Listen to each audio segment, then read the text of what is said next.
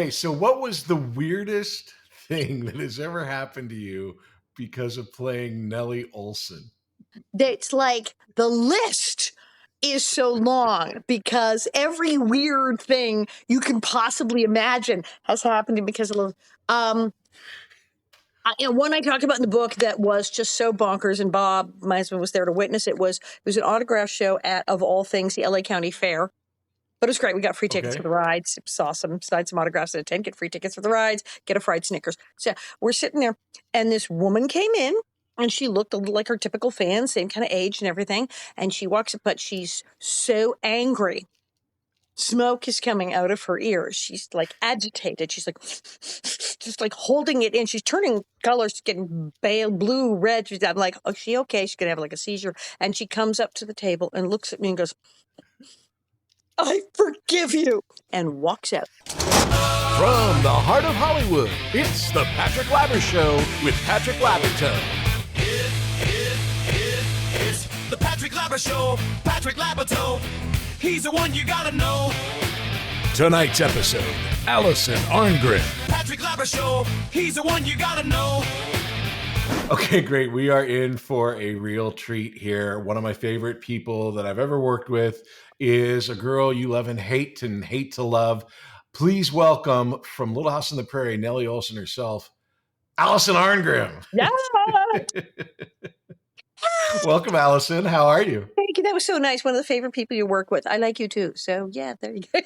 No, it's absolutely true. Okay, so you've done a ton of these interviews. I've been on your show. We'll talk about the Little House podcast. You're so good at this. You interview me. We all, yes. Yeah. So when you interview someone, you do some research, and so you have a list of questions, and I usually have a document that's a couple pages long and a list of credits and everything.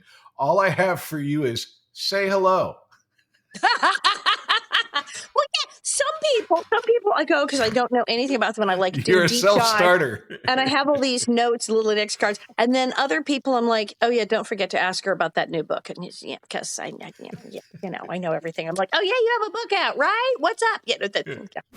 Act 1, beginnings. Okay, so let's do the classical thing because I think most of this conversation, just because look, Little House, as you were saying, Little House affected our lives so much that I think we're going to be talking a lot about Little House, but there was a before Little House and an after Little House. So let's talk about before Little House. You're a kid. You have a great entertainment. You come from a great entertainment family. So at what point did you know or want to become an actor? How did that all start off? Well, my SAG card says member since 1967, which is like hilarious. I was at some SAG meeting, and people were commenting on things and raising their hand and going, Joe Smith, member since 1992, and they go, Joe Smith, member since 1984. Oh, and I went up and I said, yeah, Alison Arngrim, member since 1967. So I wanted to, they went, wait, what? It's 100? So yes, member since 1960, I was 5. So I was working at 5. I think probably around 14, I said, yeah, this is a good thing and I want to continue doing it. But as a little kid, I thought everyone did this. I really, till I was like, and why was that? I mean, it would make sense if you know a little bit about your family. Tell us about your mom and your dad. So my mother, Norma McMillan, was the voice of Casper the Friendly Ghost. She was Gumby. So cool.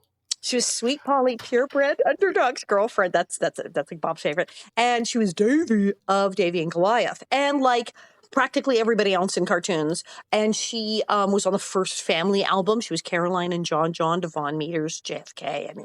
I didn't know that. So that explains a lot about my questions later. Like, where did the Amy Carter album come from? At the album cover where they're all standing in front of the White House, and it's photoshopped in Central Park, and there's a young woman on the end who looks like she's like 19 or 20. You go, oh, that must be the kid's voice lady, and she's holding a freaking balloon and wearing knee socks and like a little like kerchief thing. It's my mother, and she's 40 and like has 2 kids. But slow down just a little bit here, okay? Because in the first 2 minutes, you mentioned that your mom was Casper and Gumby, okay? What? That's so amazing. So when Gumby comes back around and Eddie Murphy's doing Gumby. Damn it! What does your mom think about that? Now she did not approve. She said, Gumby would not say that. I mean, she was Saturday Night Live. She thought it was funny, but she was like, no, Gumby wouldn't say that. Now, Moral Oral, the one parody they did of Davy, she was kind of like, well, this is just the same thing. I mean, it is like that. What? It didn't even change it. Yeah. And was your mom a voiceover actress, or how did she know Art Clokey, my or how did it all parents had come met in the about? theater because, like I said, the acting came down. I mean, you get into like my Auntie Mary, and it took me. The set had been a concert soprano. She was married to Beach King, who was a major violinist and played the viola and the violin, and worked with Jascha Heifetz and was in. Wow. So everybody, yeah. And my parents met in the theater. They ran a theater. They founded the Totem Theater in Vancouver, and Please tell us your father's name. My father's name was Tor Hudler Marvin Arngrimson, which he mercifully shortened to Thor Arngrim. And he almost went, at the time, he almost went when he changed it to just Thor, like Cher. But he said Cher hadn't been born yet, so he couldn't quite do that. He said, but it was this close. It's just like, I am Thor. So Thor, and then he was on Broadway. He was in Luther with Albert Finney. So he was on Broadway. And it's bonkers. Yeah. And then my brother was on a soap opera when he was a baby, and then later became like a weird 16 magazine teen idol on TV. So literally everyone, and then all our friends were my parents' friends from theater or TV in New York or theater in Canada. I didn't know anyone who wasn't on television. So when you're growing up, you're watching your mom on TV. You've got your dad is an actor and an agent and everything. Yeah, and then he became a manager. So business. Famous. And your brother's older, so he was on. Were you going on sets with your brother, or you just coming? Okay, I was. So you're soaking in it. Here's the wacky part. I was doing publicity events. I was in the Santa Claus Lane Hollywood Christmas Parade before I had a job. I was at Toys for Tots. I was at all those events. I was at all the celebrity, like, red carpet things because we all went. And wow, I like, as you might guess, I enjoy talking to the public, as he didn't. And even as a small child, I was like, blah. So Hollywood Christmas Parade. Hi, you guys having a good time? The microphone would come and he'd go, here, and like throw me at the camera. And I go, hi, good evening. And I'd just like to say Merry Christmas to everyone there at home and all the ships at sea. I was doing the red carpet and signing autographs and writing in parades and doing shit like that at 6, 7, 8. Yeah. And interviews, I was in magazines. Was it a question that you were going to do it, or it was just a question of when? Yeah, it was a question of when, and there was some pressure to get on with it. I watched an interview recently that my mother did somewhere in the 90s and on Canadian TV telling the whole history of the family, and it's very nice. Mm-hmm. And she says, well, and then she gets to when it says, and then Allison finally got work. Like... like they'd been, birth. Come on, TikTok, we're waiting. Like from birth to age 5, I was slacking. It's like... So what was your first job? Was it probably commercial, right? Or print ad? Yeah. I believe the very first thing was the Hunt's Ketchup commercial. That's as best as I can remember. That was the first thing. And it's legendary. I mean, okay, I'm so old. My first job, it wasn't black and white. Black and white. Black and white commercial. I have commercials in black and white. And it was a whole series of things for Hunt's Ketchup where small children are trying to put the tomato in the bottle because it's like we got all tomatoes. Yeah. And they're pushing down on it and squishing, trying to show. And I'm so cute. I'm like a little tiny Barbie with like pale with the blonde bang, the thing, white blonde hair. Man, it's so cute. And I'm sitting there trying to get tomato. And my tomato is very red and it breaks and spatters me completely with tomato juice. And I'm just... And I was in this gorgeous little white tennis outfit that they got me for the occasion. And so that I've been excited about, and has tomato all over. I was not happy. And the lovely woman, as the wardrobe lady, comes over and says, oh, are you okay, honey? Is there anything I can get you? 6. And I said, yes, get this goddamn tomato juice off of me. Like I'm Betty Davis. I'm Joan Crawford, and I'm 6. I'm Tallulah Bankhead. What is happening? I've been talking to all of my friends, obviously, on these podcasts, and we all, when we go back into our memory banks, we always think about, who is the person that you're like, oh, great, they're at this audition. I'm never going to get this. And you just mentioned your white blonde hair. I'm thinking, Jodie Foster must have been in every audition room you ever went in. I hated her so much, but you couldn't hate her because then she'd get the damn job and kill it, like just kill it. And you go, well, yeah. And no, the number of times, Jodie Foster's here. Can we just go home? Can we just leave? Jodie Foster's here. We knew she's getting it. Just shut up. And then she'd get it. And like I said, you couldn't be mad because then you'd watch it go, damn. But yeah, she rocked. In fact, it was always a nicer feeling when someone gets it and they suck, and you go, "I knew I was better than that." But no, she was a little girl who lives down the lane. That project was sort of circling Hollywood. At one point, my dad, because my father, when he came, he was working at Seymour Heller and Associates, who had Liberace and Debbie Reynolds and all, and he was in TV development. So he had like optioned. He was one of the 10,000 people like optioned Little Girl Who Lives Down the Lane. And he wanted to get some produce that. And then it didn't happen, and somebody else optioned it. Jodie Foster. And I was like, oh. And then she was so good. Just so good in it. Yeah, I hate her. So you're doing commercials, and the life of a kid actor. I mean, for you, it was a lot different because we'll get into this later, but like your mom and dad later made you kind of like your own accountant, right? You had to just sit there and figure out all your money. I had to learn everything. I knew what it meant. I can't say I had the first nickel I ever made, but close. But I know where it went. If I blew my first nickel, I know exactly where it went. They were sticklers. I mean, I have met people who tell me, I didn't know what I made till I was 18. I've also met people go, and my parents didn't pay my taxes, and I got a tax bill for $2 million when I turned 18. I'm like, horror stories. Or people like, I didn't know how to do anything, how to open a bank account or get a credit card. And they just were told nothing. I don't know how to do anything. I don't know how to do anything. And they were panic stricken when they became an adult because they were taught zero. Nothing. I had a little bank book, a little passbook thingy when I was like 10. I had a little savings account. And then at 13, I had my own checking account. My father had to co-sign checks, but he would co-sign like 5 of them and go, call me next month. What are you going to write more than 5 checks? You're crazy. You're out of control. So here's 5. And then we every year. That's time. What were you writing checks for at 10? It's very hard, as you may know, to get decent tax deductions when you're under 18. And you got to have stuff you can write off on your taxes. So at the time, though, clothing and makeup and cosmetics were more writable, offable, more deductible than they are now. It was a bigger percentage. And then the orthodontics, because my teeth, I had to have my teeth straightened. So I had to pay my orthodontist. I was paying, I had insurance, but I was paying my medical bills. I was paying the orthodontist. I paid for new. So you weren't writing checks for candy or anything like that. What was cash for that? What would you do? What would you? I bought a bicycle. I bought a bicycle. I went down to Schwinn. I bought a bicycle. Transportation check. Got a bicycle. I paid for like the doctors and things like that. When it was photos, I paid the photographer and the people when we had to print them. And I had the photos and I paid for all those kind of show busy things you have to pay, which were deductible and wrong. You had to keep track of these things. Okay, so you're paying for all of this. You're getting your prints. You're doing commercials. And then when I was little, I didn't make enough money, or they would have had me pay for it.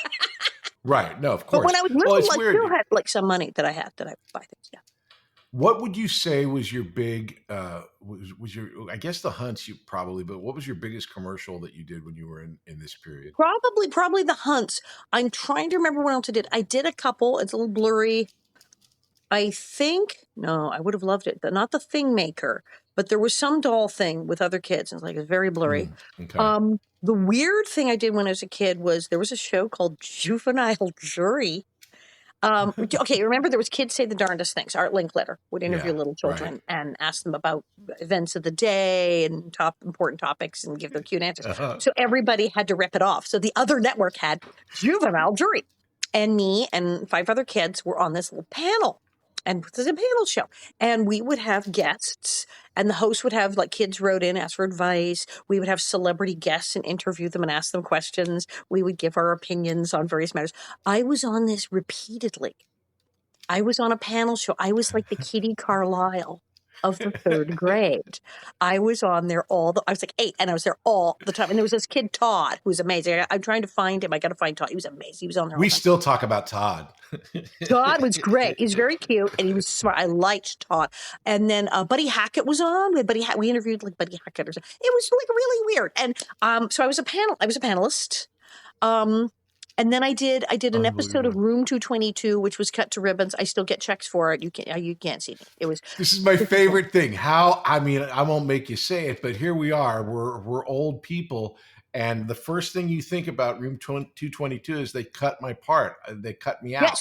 Yes, damn it. It's like we carry grudges like nobody's business in this business. Okay, the redheaded guy was following this guy because the girl he liked was dating another guy. Blah, blah, blah. So he's following them, and he keeps getting waylaid. He can't keep up with them because things keep happening. And one thing to happen is I am adorable. I had a little white shirt, a little like school uniform, a little blue sweater, and I had an ice cream cone. I'm like, can you help me across the street?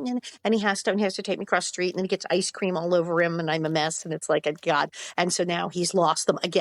So it was cute, but they had like 87 things like that happen to him, and the show was only 22 minutes, and it wasn't really part of the plot, wasn't integral to the. So it's just kind of it's like you see there's a girl in that, and I'm like, damn. But they said. So how long in this period of time when you're doing all of the panel stuff and the commercials?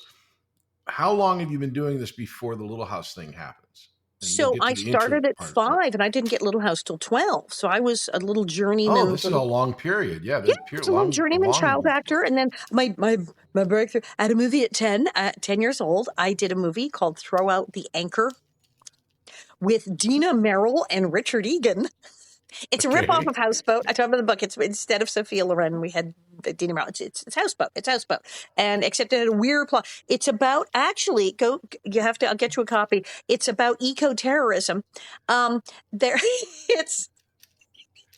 I play this darling little girl, Stevie Porterfield, and my dad is widowed. Our mom's died, and me and the brother and the dad, we go to Florida to get a houseboat and get away from it all, a little vacation.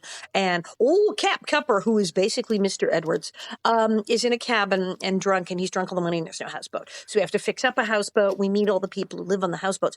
But then we find out they're building something on the river, some power plant. They're dredging the river, and it's going to kill all the animals.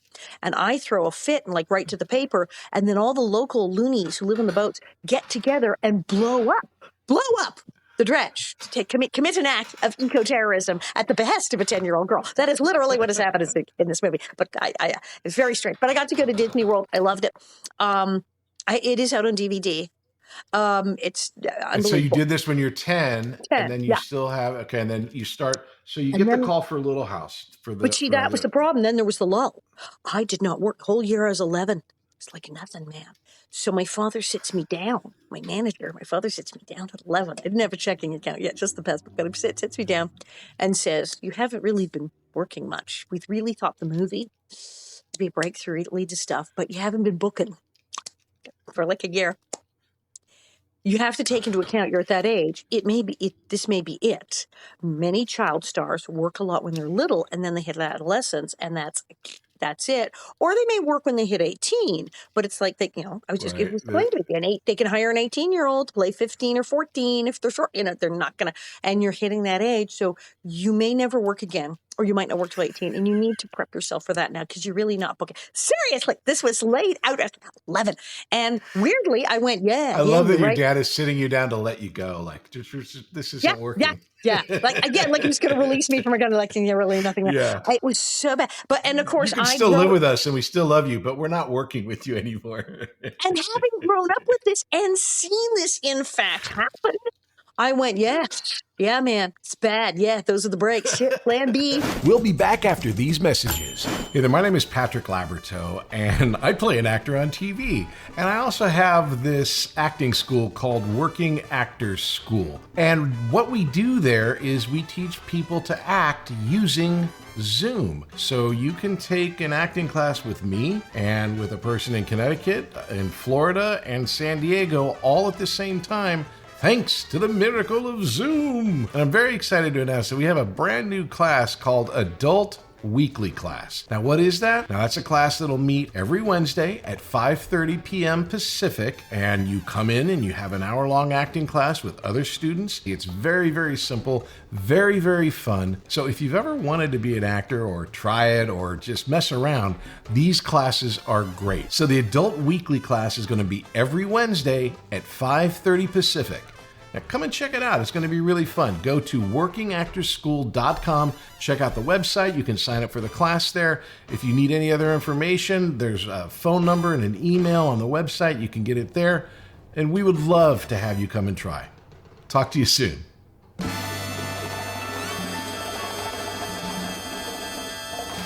Act 2. Success. And then, of course, I go on in this audition, and I initially went on audition when they were doing the pilot to read for Laura, and I came back and read for Mary. So wrong. And I knew it was wrong. I went, no. And then, I also read for the Waltons. I remember I read for what was like the Cammy Coulter part of the Waltons. I read for all this stuff. Nothing. And then they call me back. And I'm like, but I saw the pilot. So before, so you go in for the pilot. Was it a thing where you'd read the books? Were you aware of the property? Did you know anything about it? Clueless. Had not read the books. I was a weird child that had not read the books. I was reading Edgar Allan Poe, a strange child. So I did read the books. I had no idea what the hell they were on about.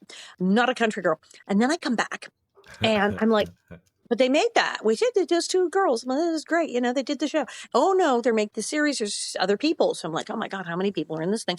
So I get there and it's Paramount. And you go in the room and you're like sitting on stairs or in floors and hallway. There's not enough chairs. You're sitting on the carpet. And I mean, my dad is sweet sitting smell of asbestos wafting in the air. I just come after school. I'm in like cut off shorts and like a little shirt thing. I'm not dressed up because I had nothing. I had no idea. So I don't know that there's a Nellie Oleson. I don't know who Nellie Oleson is. Right. And no input. They didn't say, oh, and you're playing. Nothing. Just here you go. Fling the sides at me. And I look at them. And well, it's that whole first episode with my home and I don't think the country girls have a penny. It's like awful.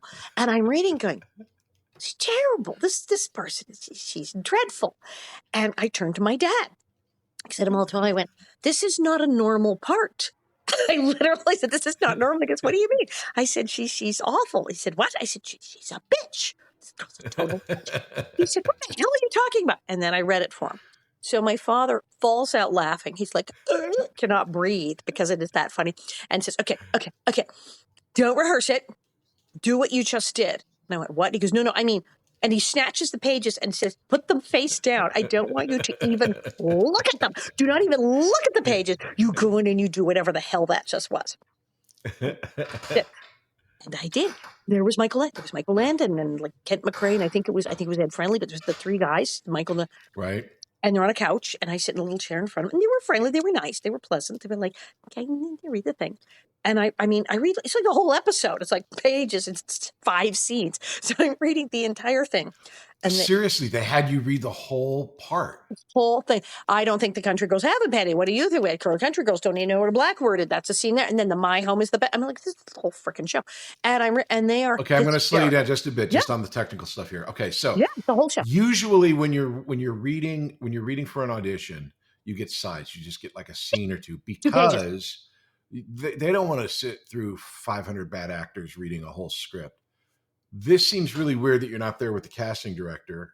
So is it because you had read for them before that they knew you? And so they had this small group of people that they were bringing in. I was reading for producers because Susan Suckman. I had done the casting director thing when I first came in, and I had a very good agent. Everybody was with Mary. Everybody was with all the children's agents, right? There's Mary Grady, and I was with Iris Burton, and No, I had a grown-up agent. I was with Lou Sherrill, who was Adam West's agent. I had Batman's agent.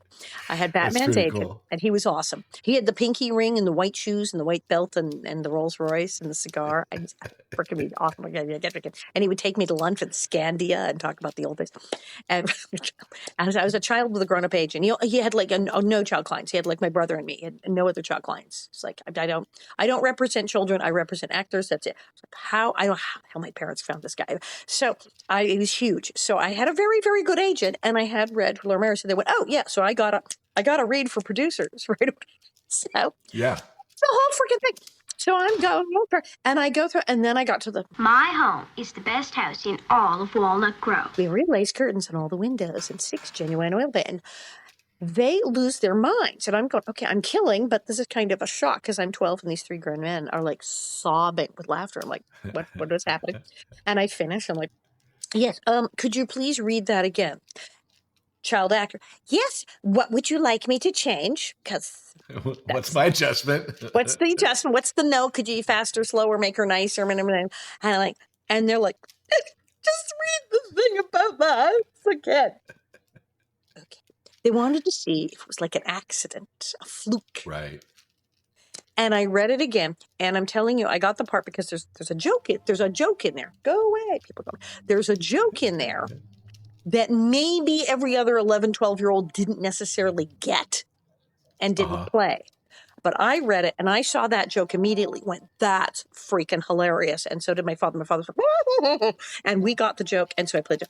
She says, we have 3 sets of dishes, one for every day, one for Sunday, and one for when someone very special and important comes to visit, which we have never even used yet.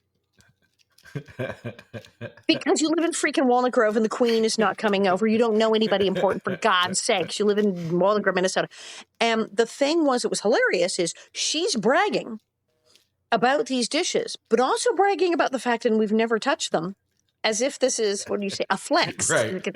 No, bad flex, kid, not a good flex. And she doesn't even get it in her blonde ringleted head that she's just given away the fact that nobody's coming to dinner and that her family are idiots and have this set of dishes that's never going to get used. And she doesn't know it. And she puts out this brag and has no idea she's just made an idiot out of herself. But you got this joke and you read it with the pattern of humor and understanding of it, and that just cracked them up. I said, this so girl you do has this interview away. You're in there with Michael Landon. Had you watched Bonanza? I mean, I'm sure you were aware of who he was. Well, I knew he was because we weren't like big Bonanza fans, but Lauren Green, his daddy on Bonanza, used to be with the CBC. This is my family Canadian. And my mother used she said, he was we used to call him the voice of Canada. He was like, this is the CBC. He was he was like the CNN guy. He was the voice of Canada. And she said, it's so funny that it's this all-American show. And he's like the most Canadian person in the world. So you're at Paramount. You do this read with Michael Landon. Yeah, and then kill it. Is it, you kill it. You tell your dad. Is it how long before you find out that you've been hired? The time it takes to walk out the door, get in the car, and drive from Paramount Studios at Melrose to Hayworth and Fountain. Not that far. And the traffic wasn't as bad as it is now. 10-minute drive, yeah. Yeah, 15 minutes tops. Get out of the car, go upstairs. Jess Peterson, who worked with my dad, is on the phone when we walk in. He is on the phone with Lou Sherrill, who has lit up a really good cigar at this point, who is saying wardrobe fitting is Tuesday. Not only in the time it took us to walk out the door, get in the car, and drive home, 50 minutes, had they said, screw it, it's her, they had called my agent and made a deal. Okay, so let's, again, talk some industry stuff here. So as an actor, obviously, and as an actor with your experience at that point, I'm sure you'd read for pilots, and I'm sure that, you've had experiences where maybe you got close or maybe you got a pilot and the pilot didn't go. Have you had anything experience like that? Or was this your first series? Oh, I read billions. I cannot count how many. I probably went on hundreds and hundreds and hundreds of auditions. Like most child actors from about 6 on, it was every couple of days after school, get picked up. You have it. Remember, there were no cell phones. They couldn't call me and say you have an audition later. So you come the right age for Brady Bunch? Did you read for Brady Bunch? Or was that before? I may have. It's like a blur. I never read for Partridge Family. I know I read for the Waltons because there was something about baby ducks, and that was the candy call. Nanny and the Professor. I definitely read for Nanny and the Professor. So there's like a Kim Richards thing going on.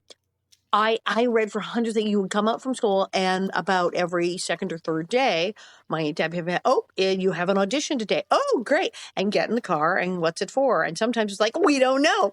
I guess it's child actors, very random. You just get you get an office name, or a casting director wants to see you for a new project. Right. Yeah. Screen Gems. Remember Screen Gems? EUE Screen Gems over at Warner Ranch. Yeah, went right to there on Screen Gems all the time. Went to Paramount. Went to 20th. Went everywhere.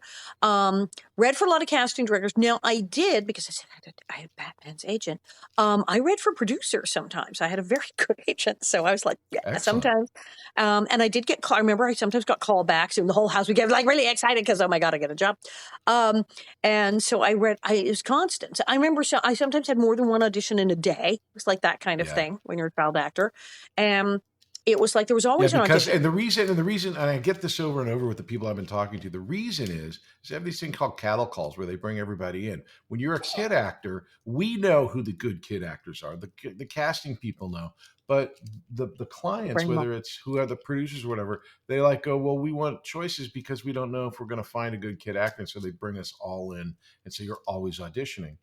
But this was different because this wasn't, you'd already auditioned for the pilot. So pilot is when you do one episode and then you find out later if it's going to be a series. But now you knew when you did your deal that this was a series. So you knew you were going to be in 24, or did they have a 7-13? I was 7 out of 13, so I knew 14 episodes because they were doing, remember when 26 episodes, they had blocks of 26 episodes. Yeah. Back in the day, that wasn't weird. Nowadays, that's like 3 seasons on Netflix. 26 episodes. Back in the day, they shoot 8 episodes for a season for some Netflix show. That's a 26. That's their entire run. So it's like, I just laugh at it. It's like we did 6 episodes and then we needed 3 years off, and it's like Michael Landon was ripping these things off in 5 days. But okay, we'll get there. So, when you get this deal, what is it that you do? When you get the deal, you're home and you find out that you're on a TV show. Don't know it's Little. I mean, you do know it's Little House, but you don't know what Little House is going to become. Not a clue. But you know you've got solid work for almost half a year. At least a year. We know for at least a year. I am gainfully employed, and and it was a 7-year contract. Remember when people signed 7-year contract? They signed a 7-year contract, and it was a big deal then because the studio system had people like signing for life, and 7 years was deemed by the courts to be trustworthy. Anything else was considered servitude, slavery. You couldn't own somebody. So 7-year contract. So, of course, which for you is like 2/3 of your life. Right. And I'm not even twice. I'm not even 14 yet. So it's like more than half my life at that point. 7 years. And of course, my family was ecstatic. This was the dream of everyone in the house to get a series and sign a 7-year contract for a sole, probably hit series because it's starring Michael Landon. So odds are on. It's, Bonanza. And it's already been picked up. It's no pilot. So you knew going in. Pre-sold with a major you said they had a wardrobe fitting on Tuesday. How many days was that away from your audition? 4 or 5 days? Like I looked it up because I read a Thursday. It was Thursday because I found out like the day. Do you know why I know what day I got the show? No. Because it was the same day as the Symbionese Liberation Army shootout in L.A. when you have to kidnap Patty Hearst. With Patty Hearst. It was the day of the shoot because my mom came home from work and I wanted to tell her I got a show, but we were news junkies, especially my mom. And the shoot, it was live on TV. And she's like, "Shh, I think I see Sinku," and we had to watch the news and like wait for a break. I got a series over. It was just so wonderfully weird, but everyone was hysterical because we're going to eat. Yay, food. And when you do a series, obviously the contract tells you how much you're going to make and if you have guaranteed. So you knew what big chunk of money was coming your way, which more than anything, you just knew that you were going to have food and a place to live and everything was going to be fine for a blank number of months. We didn't have a lot of money. We were in a very nice apartment. We were in Hayworth Towers, for God's sakes. But it wasn't that big a place, and at that time that wasn't considered. Now Hayworth Towers is like condos, expensive. It was not then. It was considered a modest accommodations, and we had a hatchback because we didn't have a lot of money. And my mother at that time was working. She had done a huge career in voiceover theater, then a huge career in radio, then a huge career in voiceover cartoon. Then she stopped working and was like working in an office. And then she later had a whole comeback and got into commercials and movies and became like a star all over again. We are the comeback people. Little House, that's why I tell people, I'm not making a comeback now. Little House was the comeback. I'm on my 57 comeback because my career was over at 11. I was dead. I was dead at 11, and Little House was the comeback. So I made a comeback. So you go to your wardrobe fitting. You get to the set. Do you remember the first scene you guys shot? I'm trying. The wardrobe fitting was also insane because, as you remember, poor Laura and Mary had like a dress. They practically shared a dress. They had like 2 dresses. One for it was a big deal when they had a second dress. I had 4 dresses out the door. 4 dresses, and they were gorgeous. I had the blue one, I had the pink one, I had the yellow one with the lace thing. I had a purple taffeta. I was like, I don't know who I'm playing, but damn, she dresses. This is great. So I had 4 freaking dresses. I was like, what is happening? Trying to remember first day. I guess first day was. How did you feel? I'm sorry. How did you feel about that? Because I know you later in life, when you're like a teenager, and you went punk. So were you a frilly girl? Were you a jeans girl? Was this a big thing for you? Did you like it? Did you hate it? Punk from birth. I was always jeans and T-shirts and my Converse high top tennies. And in fact, somewhere around the first week or so, Jess Peterson, who worked my phone, came to see me, and I'm sitting there in the thing in the frills. I think I had a parasol over my chair so I didn't burn. And I'm sitting there very still to not get the dress dirty. And Jess is staring at me and goes, I think this is the longest I've seen you wear a dress. It's like the whole day. You couldn't actual dress. Like dresses. So it was very weird. It was like being in drag. I really just went. I swear to God, I do own dresses, and sometimes I go to a party and I do put on a dress. I might wear one this weekend. I don't. But generally, I am a pants. So it wasn't girl. anything you were like going, oh, finally, I'm frilly. It's like it was a costume just like any other. It was definitely of Nellie, not of Alice. Yeah, and I was impressed. The purple one, because it had the satin and the velvet, purple velvet stripes. I was like, wow, I look like a piece of Christmas candy. It was really impressive. I was like, this is, also I went, okay, this isn't like a side character they're going to lose, because they just blew like $1 bazillion on 4 really, really epic costumes. They're going all out. Good sign. And then the first day was the first day at Paramount. That's the mind of that middle-aged actress that I know. I got to spend a lot of money on this. And then we go to work, and Reed Rummage, who, yes, we bad children. We will all, I wish to atone for this. We did call him Reed Rubbish behind his back. But poor Mr. Reed Rummage had like the thankless job of second AD, where he's the poor guy who has to tell people they're late. He's the poor guy who has to go, are you in makeup? He has to like herd cats. You're supposed to be in makeup. You're supposed to be in school. And people are yelling at him, and he's got 3 walkie-talkies. Meanwhile, Miles is like a magical Irishman who just he would just disappear, reappear. He was fine. But Reed was like, the poor guy. I felt when I finally got older, I went, oh my God, that poor man. I was like, as a kid, I was like, But we come in, and I had not met anybody yet. And Annie Marion and I arrive, and the first thing he says, why isn't this child in curlers? Having never been in curlers in my life, I'm like, right.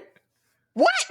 And having no knowledge. Because that was also, I mean, just thinking about it, that was not only the way that your hair was straight, but that was a thing. I mean, we just talked about Jodie Foster, Karen Valentine, name every Twiggy, like the straight, long Kim Richards. That was the way it was. Curlers, and I don't know, because I haven't read the books. I don't know. I have no idea. So my aunt goes, and she's having an anxiety attack because, oh my God, we've done something wrong. But wait, no one has told us anything. We have no idea what he's talking about. But she's like, I have somehow failed. Wait, curlers? What am I doing? And I'm like, curlers? And he's like, no one told you. Okay, so he's getting in the walkie-talkie and they're running around. Then let the fabulous Larry and Gladys take to my head with curling irons. And then that night, and every night that I had to work after for like a month, I would, the little pink foam ones, and they told my mother, well, you can put her hair in curlers, can't you? And my mother's like, because she'd never put anybody's hair in curlers in her life either. She couldn't even do like a ponytail. The only time I got braids as a kid, I went to summer camp and somebody braided my hair. But my mother's like, here's a brush. So she get Pantene setting lotion, and we put my hair in curlers, and I had to go be at work at 4 a.m, and our beautiful Gladys would go clack, clack, clack, clack, clack, clack with the curling iron. It was a nightmare. Because then it wouldn't stay. It would get humid. And this goes on for a couple of episodes. This goes on for a while until they go, this is insane. And Larry and Gladys go, we're not doing this anymore. And we're torturing this child.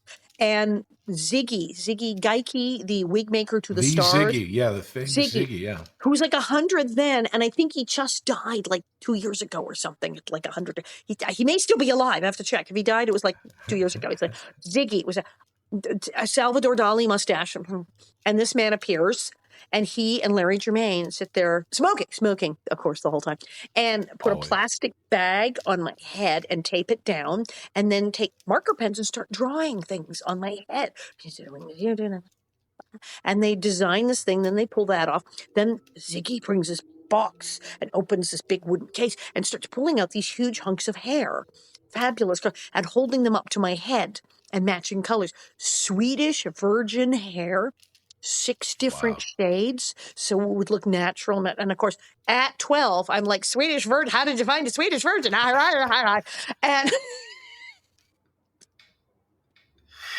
I remember she's not joking, folks. She was always this person, just in a smaller oh yeah, body. and Larry and Ziggy were like, yeah, that's the hard part, huh? Finding this many Swedish. I think it was totally normal. This is the 70s, yeah. And so it was like 6 different shades of Swedish virgin hair, like blonde, darker blonde, to mix so it would look like real hair, and hand tied. The thing was apparently it was one of the most expensive wigs made. But it was like a big deal. Yeah. And so from then on, they nailed that to my head, and it really did have a big metal comb that went here, which was like, and then many pins, and it looked beautiful. It was absolutely the right thing to do. I guess it was a lot better than sleeping in curlers and coming in 2 hours early, but holy crap, did that thing hurt. Now, you mentioned that you and your aunt, and I've always known your aunt she's your guardian on set. When you're a child actor, you need a guardian. It can be a legal guardian, but for the most part, it's a family member. And then even smaller version of that, it's mainly a mom. Why was it chosen that your aunt was going and not mom or dad? I mean, Thor and your mom were on set every now and again, but mom got up at 5 a.m. and went downtown to work at Norton Lilly Shipping Company as the executive secretary to the president of Norton Lilly. She had a job, and that was paying the rent. Because my dad had left Seymour Heller and Associates, where they had Liberace, and was now Arngrim and Peterson on his own. Although he did have Susan Anton at one time. Ooh. Oh yeah, he had some hot people. So he had just started his new company, so they were not making a lot of money. And my mother was paying the rent, and I think he was. But why didn't they live off of your salary like every good industry person would?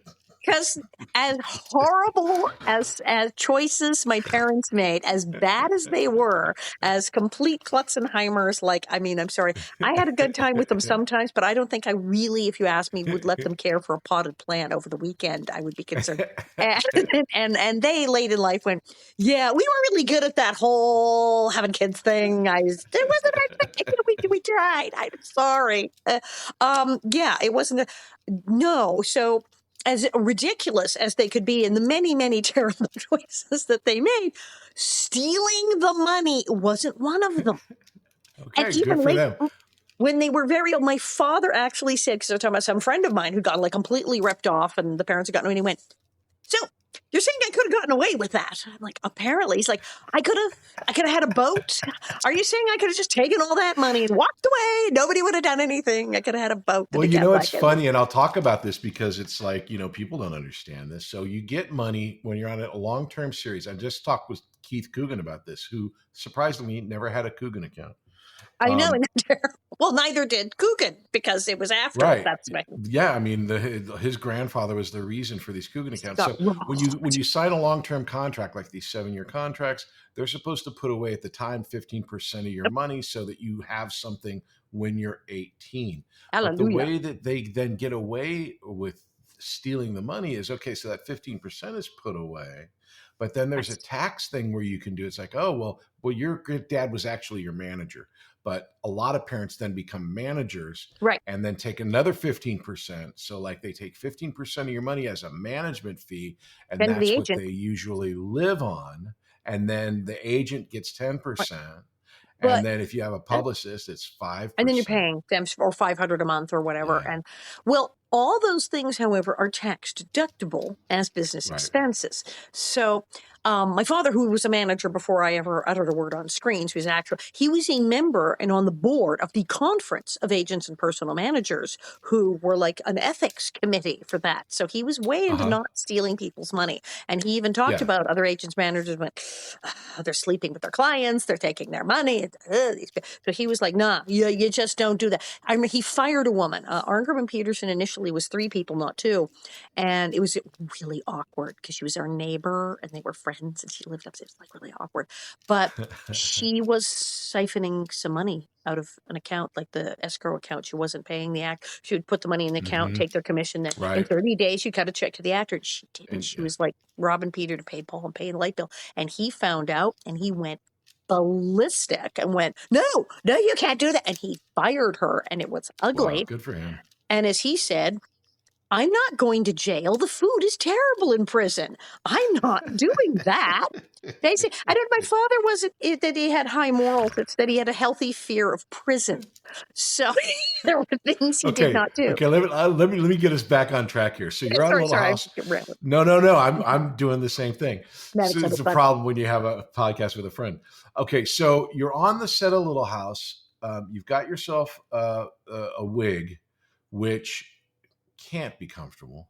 Did that help play your character at all? Yes. Not that you needed help, but yeah, like the Grinch's shoes were too tight. Yes. Oh my God. Yeah. Totally.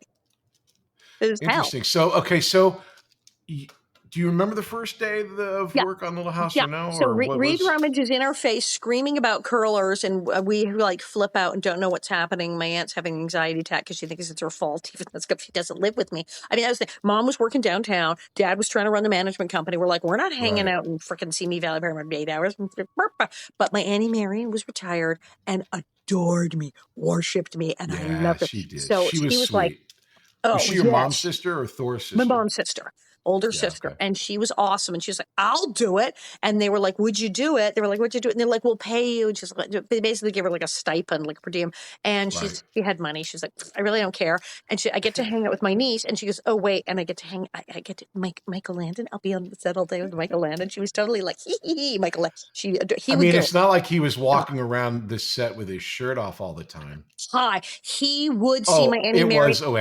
It was like that. and lifting weights and pumping up. He would come up to my aunt. He'd go, oh, morning, babe. And like do like cookie kind of hug her and go, morning, babe. And she'd go, ah. She freaking loved Michael Landon. She loved hanging out there. She loved hanging out with me. She was a great moral compass. So it was personal. My parents were like, this is perfect. And so they would visit. They would visit the set now and again, take a day off and visit. Or Auntie Marion had a dental appointment and my mom would go, I'll take a shift. But like, generally Auntie Marion lived on set. So we were there with Auntie Marion and we flipped out and then we got to a phone and made a bunch of phone calls. And I don't think anyone had even called my agent and told them about the girls. We were anyway. Right. So was it on set or were you on location in Simi? We were on set. That was Paramount. Okay. And I'm trying to think, did we meet at Paramount and like go to Simi? No, I think we went to Paramount first. So I think literally the very first stuff would have been the schoolroom. Country girls don't even know what a blackboard is. I'm thinking it was a lot of that stuff. But right away, we were off to see me very quickly. And my father came down there to see me. And they were just like, there was still some work being done on the sets. Because that's right, they shot Harvest of Friends second. They shot Country Girls first. And then they shot Harvest of Friends, which as we know is aired first. And then Country Girls. So they were still banging some shingles onto like the Mercantile when we arrived. And that was my father said, I don't know why they're spending all this money on this set. This thing's not going to like go one season. I mean, who's gonna watch this? And in the 70s, that's what people loved. Nobody's gonna watch it. He didn't think people were gonna watch this show. So, and of course, a big, huge hit, or as my father had said, as it started to pick up steam. One day you're going to ask, who do I have to get off of this show? And so we were like, how is the thing? And then that was the day in Simi. We're doing the famous Country Girls scene. And it was so hot. It was so hot. Yeah, Simi Valley is the devil's armpit. And I was a little dum-dum and I didn't eat breakfast. I now have learned as an old lady, breakfast is the most important meal of the day. Remember they told you that? And my doctor said, breakfast. And Bob actually learned to eat breakfast. And Bob was very good about eating breakfast generally. But, and I know, it's a crazy tangent. Bob, how many years ago, he caught pneumonia one year. It was just a bad winter. And he got really sick. And there was pills and things and everything. And when it all finally sorted out, while he was sick, doctor said, feed and everything. No, you have to eat. He said, you have to get your strength back. He said, but you have to eat. Even if you think you're not hungry. eat breakfast. And I mean, go get like some eggs, eat some damn breakfast every single day. Protein, yeah, something, yeah. And so we've been ordered to eat breakfast. He's like, so I, of course, the teenager, I didn't eat breakfast. And it was very hot. And then I ate lunch. And we had the incredible caterers. The caterers, they were fed beautiful food, fantastic food, but sometimes a little heavy. And they had, it was like tri-tip. It was steak, heavy meat. Yeah. And that was, I still eat meat. Au gratin potatoes, spinach. Yes. Like it was like a full steak. It was like a smokehouse dinner on the set. We wheeled the smokehouse out to the middle of the Simi Valley. There you go, baked potato. But that was insane. So yeah, they didn't skimp on food. We were not starved on the show. I once had someone say, "Were you girls starved? Were you anorexic?" Oh hell no. They're like, baked potato. Do you need sour cream with that, honey? So I ate all this food. I ate like this big greasy slab of meat. Just not what you want to do. So I staggered down. They fixed my makeup, shoved me back in the clothes, and I get down there, and I'm standing. The meat sweats at 14. And it's a billion, and the sun is in my eyes. They've got, because it's the sun, and they've got.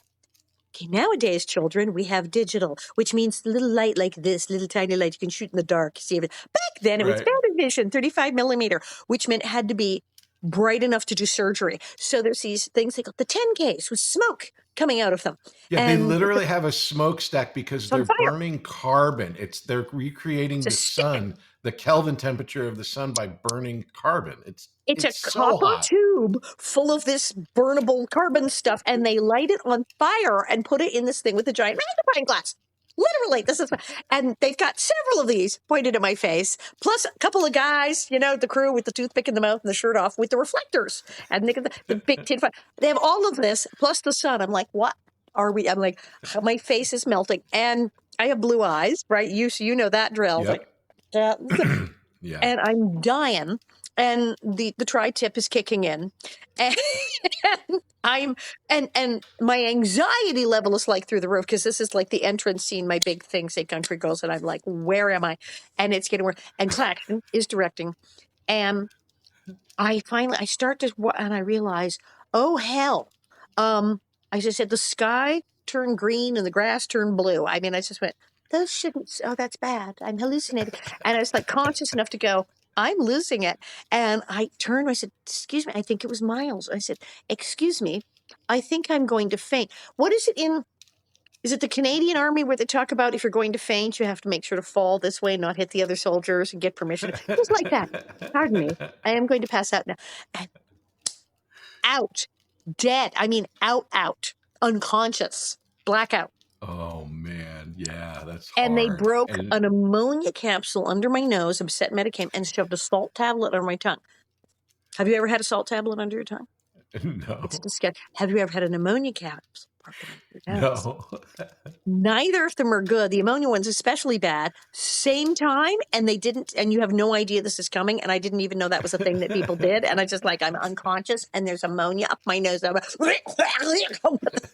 gagging. Tri-tip. They're like, oh, she's alive. She woke up. And I'm like, yeah. It was Back like to one. It was like Pulp Fiction with the Narcan needle in the chest. Like, wake up. Like, this is your first day. I love it. And they took me up to the dressing room and said, yeah, you should lie down. I'm like, you think? And I lay down with Annie Marion sitting with me in a nice, cool, dark room. And I remember she said, you should eat something. I had a peach. She got me a peach, and that seemed to be a blood sugar. And Melissa Gilbert's pacing outside the dressing room going, we have a fight scene later. She has to get better. She's like pacing outside my room at the door. And then maybe half an hour, they gave me some time to lay down. And then Annie Mary was like, you up? Because, like I said, she was in show business. It's like, good. And I got dressed and we went back down the hill, and I came down there and said, Country Girls. And yeah, and then later we did the fight scene about Ring Around the Rosie, and she punched me, and I've put in the rest of the day. Okay, so this is fantastic. So we keep going. Can we keep going? Oh, no. Yeah, no. Do you have a time limit? I'm good. No, I'm good. There is no time limit. Good. Let's slow down just for a second, because there's something that, a lot of people always want to know this. And of course, let's just get it over with. You and Melissa are great friends. You're not enemies. Yes. Nellie and Laura have issues, but you and Melissa are great friends. So we are. It's crazy. One of the things about being a kid actor is you're surrounded by kids at the auditions, And then, unless it's the Waltons, Little House, or Brady Bunch, when you get a job, you're mainly maybe the only kid there. This is the different one. So you show up, and tell me how you met Melissa and how you guys, because you guys had a great friendship and always did. How did that happen, and what was that? And I have to say, it is preferable developmentally and psychologically, and just having a good time. You are so much better off if you get on a show with a bunch of kids than the only kid. I will put that out there now. All of my friends who were the only kid on a show, and people who were showing a bunch of kids. First of all, you have a group of children, so you can sort of defend yourself. It's like the adults who are giving you a hard time. You have kids you can lean on. It's like being in school, so it's sort of normal. You have people to talk to. People who are it's like being an only child, some kind of weird thing. If you're the only kid on a show, you're interacting with adults, not even teenagers. You're actually 40-year-old people. That's where you get your 40-year-old midget syndrome. You're interacting with nothing but adults all the time. You're the only kid. There's nobody to. It's weird things that happen. So you are better off if you get a show with a bunch of kids. So we were like, yeah, score. So Melissa Gilbert appears like in a puff of smoke at Paramount. And as I said, she was so tiny. She was so tiny. I said I could fit her in my purse, and she could chew her way out if she had to. Because she had not started the either of us had started the orthodontics yet. So she was like, like a beaver, a small beaver with braids up to me. And she's so cute with it. And she starts going and telling me what's what and who's where and who's in charge. And she's nice to them, and they're no good. She's really great. And then she launched into a thing because she and Melissa Sue Anderson did not get along despite playing sisters. So she gives me the whole riot act about how just like awful Melissa Sue is. And isn't she like she's 10? She's 10. How bad? What are we talking about here? Well, and just to say again, I'm sorry to keep interrupting, but with Melissa. Yeah, I've always wondered about this because Melissa comes from a industry family as well. Her dad wrote Who's on First. He's a huge comedian. Yeah, so she and you have very similar, not the same, but similar influences and backgrounds. You've got the history. She was adopted, but as an infant. So her mom had been in show business, but her dad was Paul Gilbert, the actor. Paul Gilbert is all these movies, and her grandpa was Harry frickin' Crane, who did the producer of The Honeymooners. So she was before she was on Little House. She was on weird things. You ever seen like the Dean Martin Christmas special? Yeah. She's like this big. She's like a baby, and she's in a little Christmas dress. In the Dean Martin Christmas special. She was born on a set, like born in a trunk. Yeah, she was born in under a 10K light. It was just that's where she lived. So we did bond because we both had that thing of being raised by a bunch of show folk and being in show, and she'd been working since she could stand up straight. They had her in commercials. So we met, we're like, yada, yada, yada, yada, yada, yada, yada. Whereas Melissa, whose parents were not into that. You're like Joan and Bet. Yeah. And so, she was kind of, I think she was looking at us like, who are those two? Run away, get away, get away. And so Melissa and I immediately like click. And like I said, when, with the fight scene, she can't be sick. I have to beat her up later. She just right away. And then we'd go for Slurpees at the 7-Eleven after work. We'd have slumber parties at each other's house. And today even it's bonkers. We're like, we text each other, and when we've met up at these reunions and things, the hugging and the crying and it's interesting because I there's so many dynamics that I want to talk to you about to get the other side of it. You guys, when I was thinking about this when I was putting this together, it's like everyone knows, if you're a Little House fan at all, that Melissa Sue Anderson was just cold and distant. And I had a thought today, which I thought was an insight that I hadn't thought of, which is, I don't know if she would have been considered an issue on any other set, because a kid just goes to work and goes home on a set. But because Little House, from Michael Landon on down, Michael Landon was very personable and very kind and loving to the kids. He could be very scary to adults if you got in any moment of his way, because he knew what he was doing.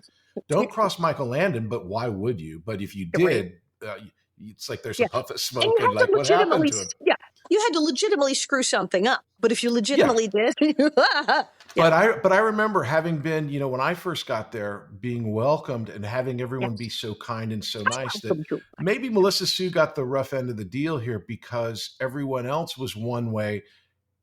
She never went out of her way to be mean as far as I could see, but she was always very withdrawn, which in that framework felt different and weird. It made her But this you and weird, Melissa were very outsider. similar. And but so you and her were very similar. So Melissa is going to respond to like what is up with that? And now, here's the crazy part. You've heard about the armistice, the truce. Yeah, no, it seems like our armistice was declared in June on the beach at Monte Carlo. A treaty was written in margaritas. It turned. I always said I'd buy the first pitcher of margaritas, and it turned out to be champagne on the beach at Monte Carlo. And we were hanging out, and she enjoys France, and so my French friends are going, yeah, she's, we met her, she's cool, she's in France, man. And I'm like, well, all right. And then Monte Carlo, everyone's happy in Monte Carlo because it's not really like work. It's a TV festival. You do some interviews. Right. There's a meet and greet with fans where you answer questions. And you're in Monte Carlo. And you're in Monte Carlo. And there's just all these parties and press stuff. You do interviews, you do the red carpet, and you sign a few autographs outside. There's one thing, there was a tea party kind of thing where I had a small group of VIP fans and you signed a few things. But there's no sitting at a table selling. There's nothing. There's no worky work. It's so everybody has a good time. And she brought her daughter, and so she's having a good time. And next thing you know, we're talking. And she was like, okay, you know how we always say, well, she's not open. She's on this panel taking questions from press and fans, and she suddenly opens her mouth and starts telling personal stories. And we all kind of went. And at one point, she's talking about Michael, and she choked up. She teared up. And we went, wow. Okay. And then we started talking and hanging out. And one poor sitting there, I'm like, are we friends now? Do we just become best friends? Can we do this? I think we can do this. Is this working? Yeah, this seems to be working. And yes, there's pictures of us sitting together and smiling, and it's absolutely hilarious. And she had such a good time. I said, look, you don't want to come on the podcast, do you, with me and Dean? I mean, I know you don't really. Yeah, I'll do. She did 2 episodes. I saw it. She was like, oh, and then there was the time. It's amazing. And we're like, I don't know. And as I've tried to explain this to people, I said, okay, have you ever worked with tween girls? People who are teachers get right. this. I love tween this. Please girls, explain this, yeah. 11, 12, 13, 14. Take several of them, jam them into a room, and lock all the doors and windows. What's going to happen? What is going to happen? It's and Lord put them of the on Flies. TV. And it's Lord of the Flies. And then put us in Hollywood where there's competition, and the agents and the managers and the stage parents are every 5 minutes going, yeah, you're prettier than her. You're a better actress than her. You should have a bigger part than her. Yeah, all three of us getting that we're supposed to hate each other and be competing, and we're like, I don't feel like doing that. They seem perfectly nice people to me. It was bonkers. And that kind of pressure and tweenage, yeah, bad things are going to happen. You're going to have people who do not like each other. You're going to have people it's going to be war. So you make this great friendship with Melissa. But yeah, Melissa's like my kid sister. Yeah, it's ridiculous. Right. Melissa's brother plays your brother on the show. And I basically adopted him. Yeah, and we just love Jonathan. Jonathan's always been, and I'm not going to mince my words here, but know that everything I say about any of these people, it's from love. Jonathan's always been weird, which is fine. He was never been weird. Of this world. He is not of this world. He has always been absolutely cuckoo crazy. Yeah. So you had Melissa, you had Jonathan, and then there was, the only reason I was on the show was because Mr. Edwards left. And they had to bring in a new family. Country. But you had Kyle Hollywood. Richards. Man got a gig. Yeah. He left, and he later came back. But Kyle Richards, and so then you had all the Richards influence over there. I'd worked with Kyle on something else, and so there was Kyle and Kim, and then Kathy. And Kim was little Olga with the shoe, the leg thing. Right, oh, that's right. Yeah, she also did an episode. I was really mean to her. Todd Bridges on the show. In a great episode. So you've had all these kids on the show.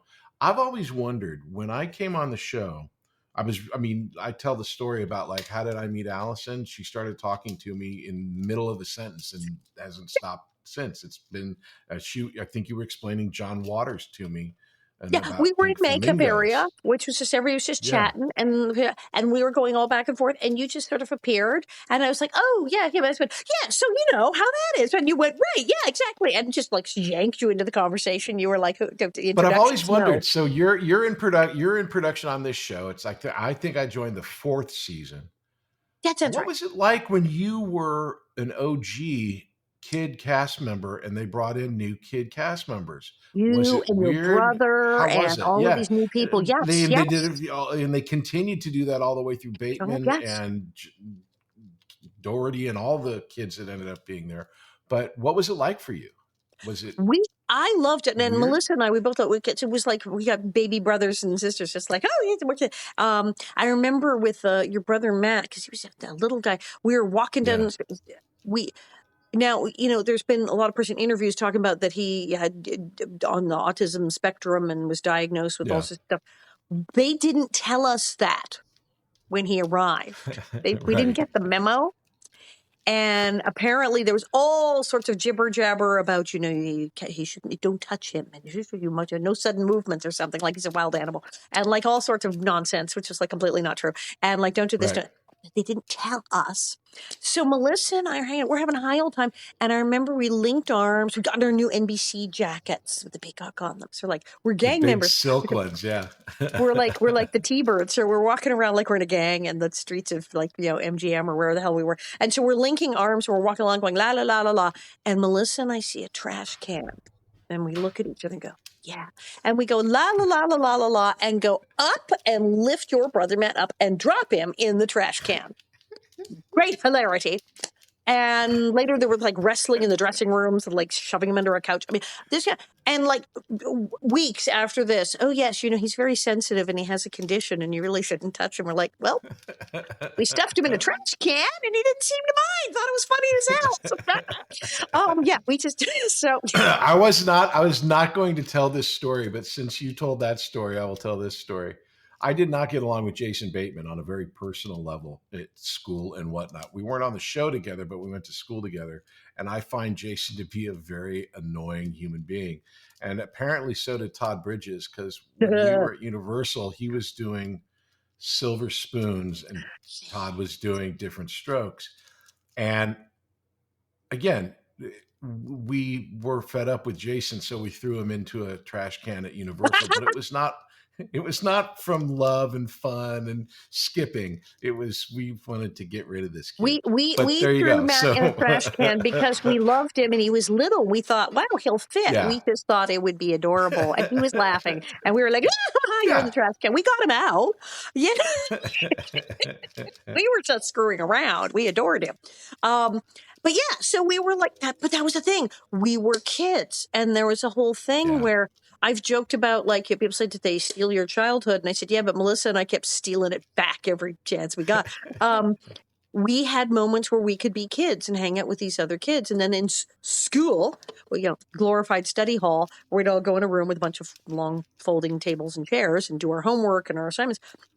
We were kids. We were passing notes and getting in trouble and making up excuses. I have to go to the bathroom in order to get the hell out of there for 5 minutes, and we were terrible writing on the desk, but we were able to do stupid kid things, which was fantastic, and probably why we're not like in the Ha-Ha Hotel after all that. Well, and what they did a lot of nice things for us as kids. Not that, it's weird when you think about the 70s and the level of production. You walk on a set today and it's it's honestly a small town. You get these trailer villages where they've got these trailers circled, and it is better living than, at a resort somewhere, as far as like the size of the trailers.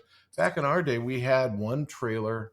It was a honey wagon, which is it's a trailer split up into like 5 different rooms. Yep. Merlin and Michael would share a honey wagon trailer. Michael would share with Victor, and he would share with Hal Burton, his stand-in, and he would share with Merlin. And Melissa and I shared. It's like if the days when there was everybody, like it was Founders Day picnic or one of those kind of shows with 10 million people. So Karen Grassley and Catherine McGregor would take one, and me and Melissa would double up.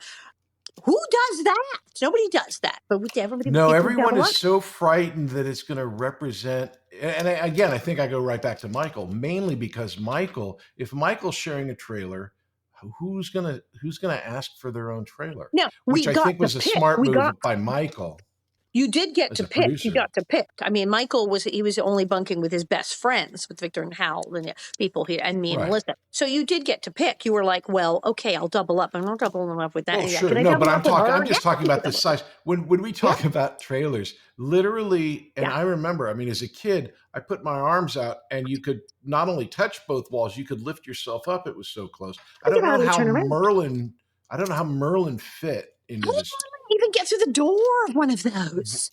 He'd have to go sideways, and it's not a joke. He was couldn't have that. I mean, stood it up was and that the small. The ceiling was here. How did he? They were a little box. I know I'm all over the place here, but you know this stuff This is so much better fun. than This I is did. so much fun. told- Keep going. Okay. Oh, I wanted to talk about the money because you talked about trust fund. I had the trust fund. So I went to court.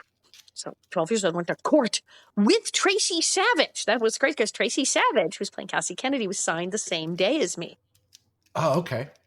And so Tracy Savage had a 7-year contract. I know she was there like 2 years. I don't know, but she had a 7-year. We were marched into court in front of a judge, and lawyers, suits from NBC were there, and my parents came with me and everything, and with all dressed up in their little good dresses, and they had and the judge explaining you're signing a 7-year contract, and the trust fund, the Coogan account was set up, and 15%. And the judge was awesome because normally it's like rubber stamp. Okay, get out of here. The judge stopped everyone, said, okay, I want to make like a statement here, and this is like for you guys, the lawyers from NBC. These are minors. I know we're going through this whole song and dance here and signing these contracts and pretending that they're worth the paper they're written on. These people are under 18. These contracts are not worth the paper they're printed on. It is illegal for a minor to actually agree to anything. If either of these kids shows up in my courtroom and wants to break this contract, I'm doing it.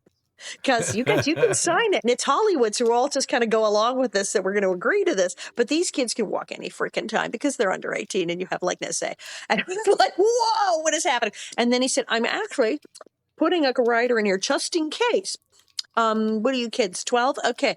At 14, maybe that's why it was 2 years for, I don't know. At 14, if you really, really want to go, I'm putting in that you can break this contract with actually no repercussions, like you don't even have to come to court and they have nothing to say, that you have an out at 14, because that would be at least some age of decision making. I'm putting that in because this is crazy. You guys are children.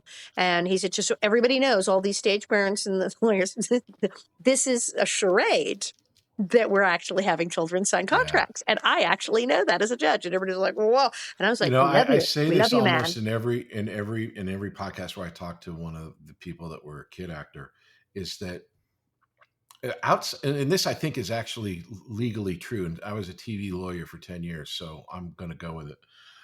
That there's only one other job in the country, which is during harvest time in corn-bearing states, where it's legal for a child to work besides acting.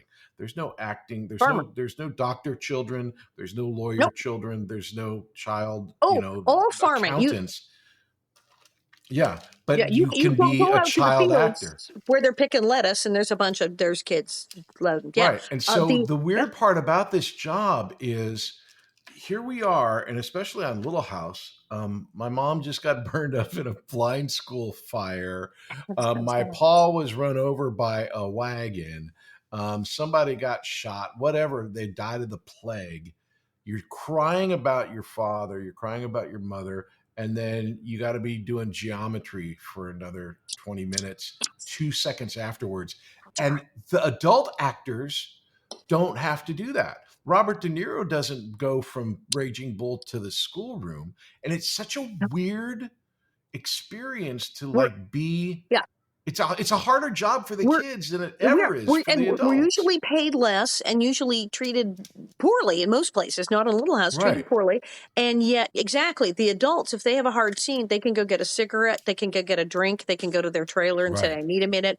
We have to go finish the algebra homework, and that term paper that we're writing about Benjamin Franklin. We have to go finish that. We have 3 hours of school. I always thought it was such a weird thing when I was a kid. And now I even think of it, it's even more weird as an adult when you think about how you need to shift lanes so quickly. But I wanted you to talk about this because you know this stuff better than I do. So one of the great things about Little House is we're in the 1970s. And so the older actors, the older people that were in the business were kind of finishing out their careers on Little House. Old school. And so I didn't know the story. I told the story on TikTok about Whitey Snyder when I found out, but there's Whitey Snyder, the makeup guy. There's the hair and makeup people. The people that worked on the show were, to me, just old people that did this. And they're probably younger than I am now, but they were like, oh yeah, the makeup guy, the hair lady. They seem really old. The way people tell us hair, who these people were, because they were huge in the business. Was Marilyn Monroe's makeup man. Marilyn Monroe. We all look so good on the show.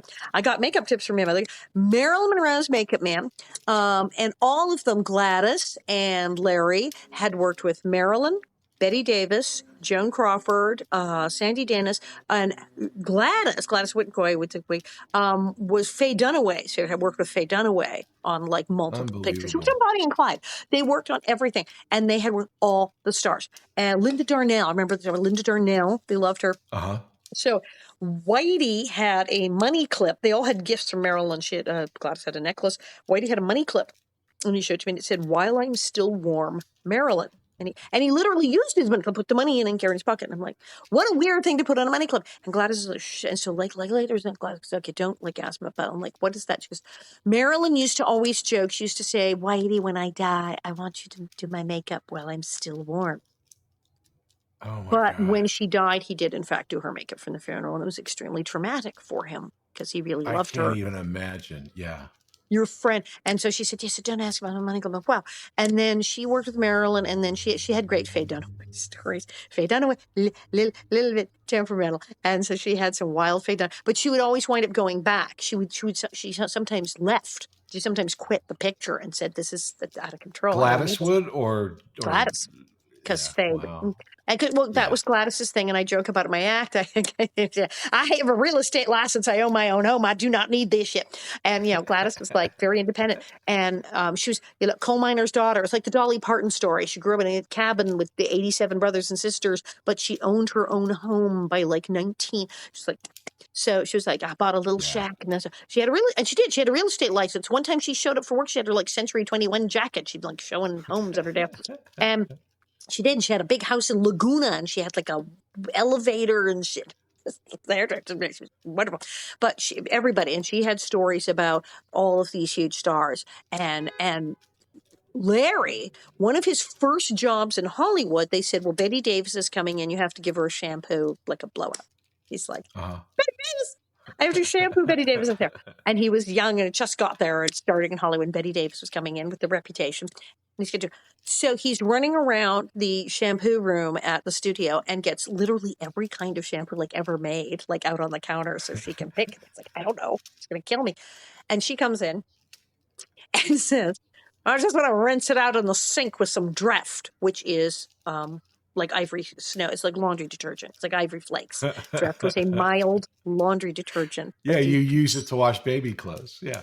Yeah, Dreft. And he's like, okay. And so he washed her hair with Dreft, and she was very happy, and they bonded and were friends for years and years and years. And Larry, that wig, because it was very whatever happened to Baby Jane, when he would put the wig on, he would give me a cigarette to hold.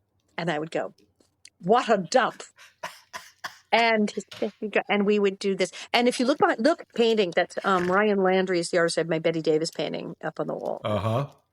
We love the Betty. But yes, I got stories about all of the stars from them because amazing. they had done them all. Do you remember the Wizard of Oz story? Because I've told it, but I don't know your view. Yeah. What do you remember? We were on stage 15, which at MGM, which is where they shot Shooting the Cat and the Wizard of Oz. And then we had Ray Bolger on the show, so it was like all this like that. And I did not know that the Yellow Brick Road was still there. Hollywood. They just reuse everything. They slap linoleum down on a soundstage. And now, we need wood paneling and slap that down. It's a different floor. And they just be piles of like layers if they care. So one day they're ripping it up because, I don't know, Doc Baker was getting a new office. I don't know. They're tearing stuff up because they're going to put something else there. So they pulled up, I don't know how many layers of this industrial linoleum. And there, painted on the floor on that one, is the freaking yellow brick road. And it's the swirly part towards the end with the gray and the red. You can kind of see like right when she starts it. It's like, which is like in the corner of the stand. When you go back and watch Wizard of Oz, the walls are painted. You can see she's dancing. If she turns too far to the right, she will go into the wall. And they make it work in the movie because they're dancing. She turns quickly with those munchkins and doesn't go that way. She's got like this much before she hits the wall. So it's in the corner. And there's the swirly part. And Melissa and I, when we found it, we're like, oh my God, she got it. So we ran in circles on it. We were like clicking our heels. Can we get to Oz? Can we get to Oz if we run on this? But I have walked on the yellow brick road. I've walked on the yellow brick road. So tell me, when I joined the show, you guys were super kind, and I had a great time on the show. We were shooting at Paramount. I loved Paramount. I was not a big fan of MGM. MGM is just so big and impersonal. And I mean, MGM. If you knew how big MGM was when it was the real MGM, it was like the size of a city, and they sold off pieces. Yeah, cozy. Yeah. And so what I liked about Paramount was they had, I don't know what we called it. Was it Mankato, Sleepy Eye? It was all, they had the Western town that was right in the middle of the studio. Right over there. So walk on over. Yeah. And what I loved about Paramount is they shot Grease, like right outside of where we would shoot Little House. We would see we visited the Star Trek set because Happy Days with Vernon Shirley. We were on the Star Trek set because our sound stages, 31 were 9 and 10 and were the Star Trek sound stages back when it was Desilu. And Matt Jeffries, who designed the Little House, also designed the Enterprise. And when they started Mork and Mindy, a bunch of us kids, I don't know if you were one of them, I'm sure you probably were, would go over and watch them rehearse the pilot for Mork and Mindy and watch Robin because he was just too funny. I met him at the Comedy Store during that because I was doing stand-up. Oh, that's right.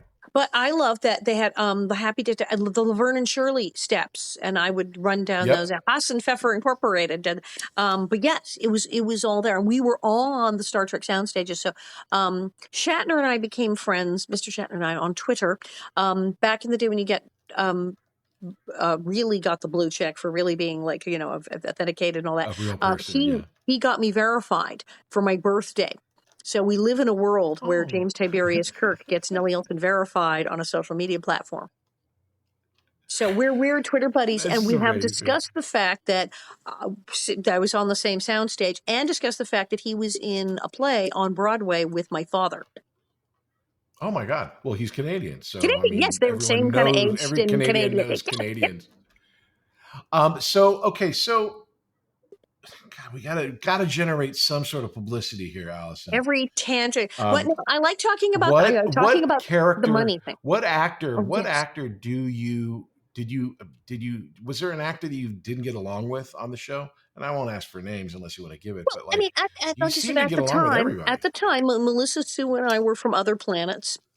And did not speak each other's language or whatever was going on there. So it was, but I just didn't. I mean, I didn't go over and like antagonize her or anything. So like, it was just like, okay, I guess we're not hanging out. And now we're like, I don't know. We're getting mani-pedis or something. We're talking.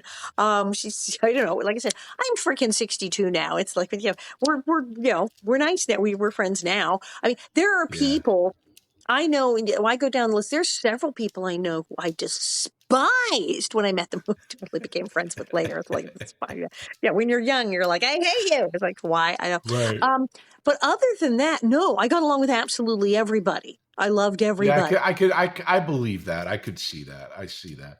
I have a very similar situation where it's like, it's easy when you find a way in to certain people, whether or not you get along with them or not, to be able to be with them.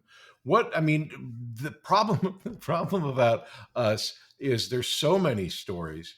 What would you say was when, and I'm not saying, this is not like how do I say it? what was your favorite thing about Little House? Not the Right? episode but what did you, General. when you think about Little House, what did you really love about it? Now, I have to tell you, honest to God, when I got the gig, it was like, what's that cartoon? Food around the corner, food around the corner. No more Meatless Tuesdays. Because, okay, there was a recession in 1974. And in fact, that was Right. one of the reasons the show was a hit. The books came out at the height of the Great Depression. And then the show came out at the height of the terrible, terrible 70s recession when everybody was starving. And here's the Ingalls going, slate pencils are 2 cents now. Everybody's laughing at home.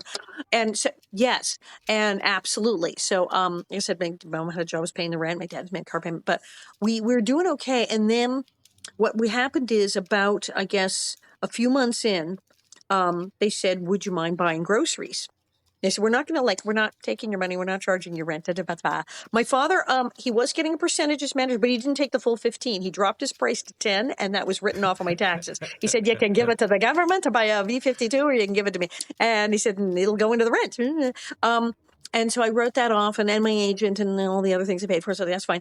So they said, can you, and they said, mostly the grocery money will actually come out of your unemployment insurance, because when I wasn't filming, I was considered, quote, that's considered laid off when you're not in an episode. So you apply for unemployment insurance. And that was like $90, a lot of money then.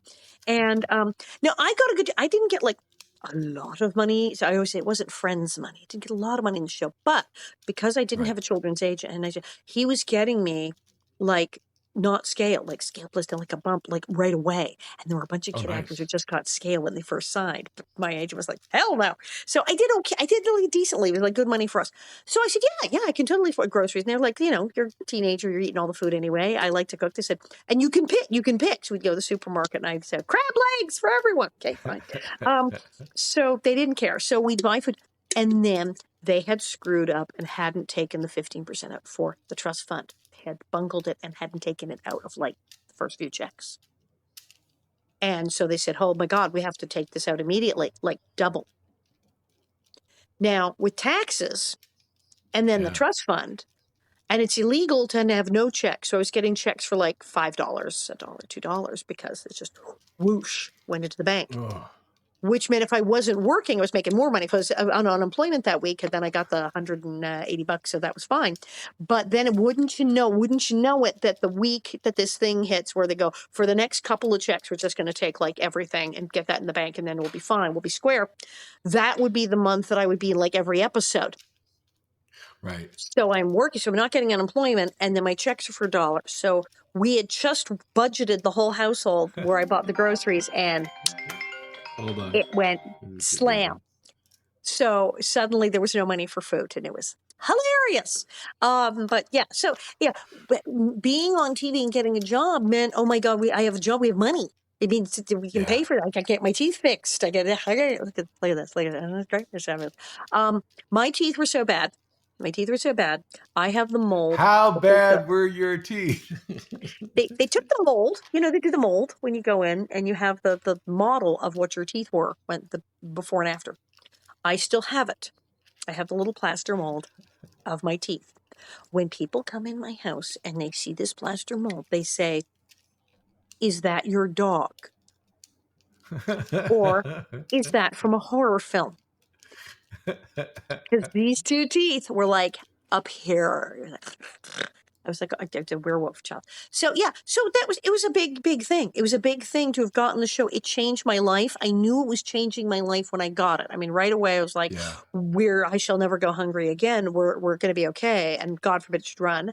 And then it was like, wait, no, I'm really going to be okay. Well, I'm going to have a living and I have a career because I was doing these little things and then it didn't work the whole year I was 11. So I was like, wow, I'm on a show. So I'm actually going to be famous.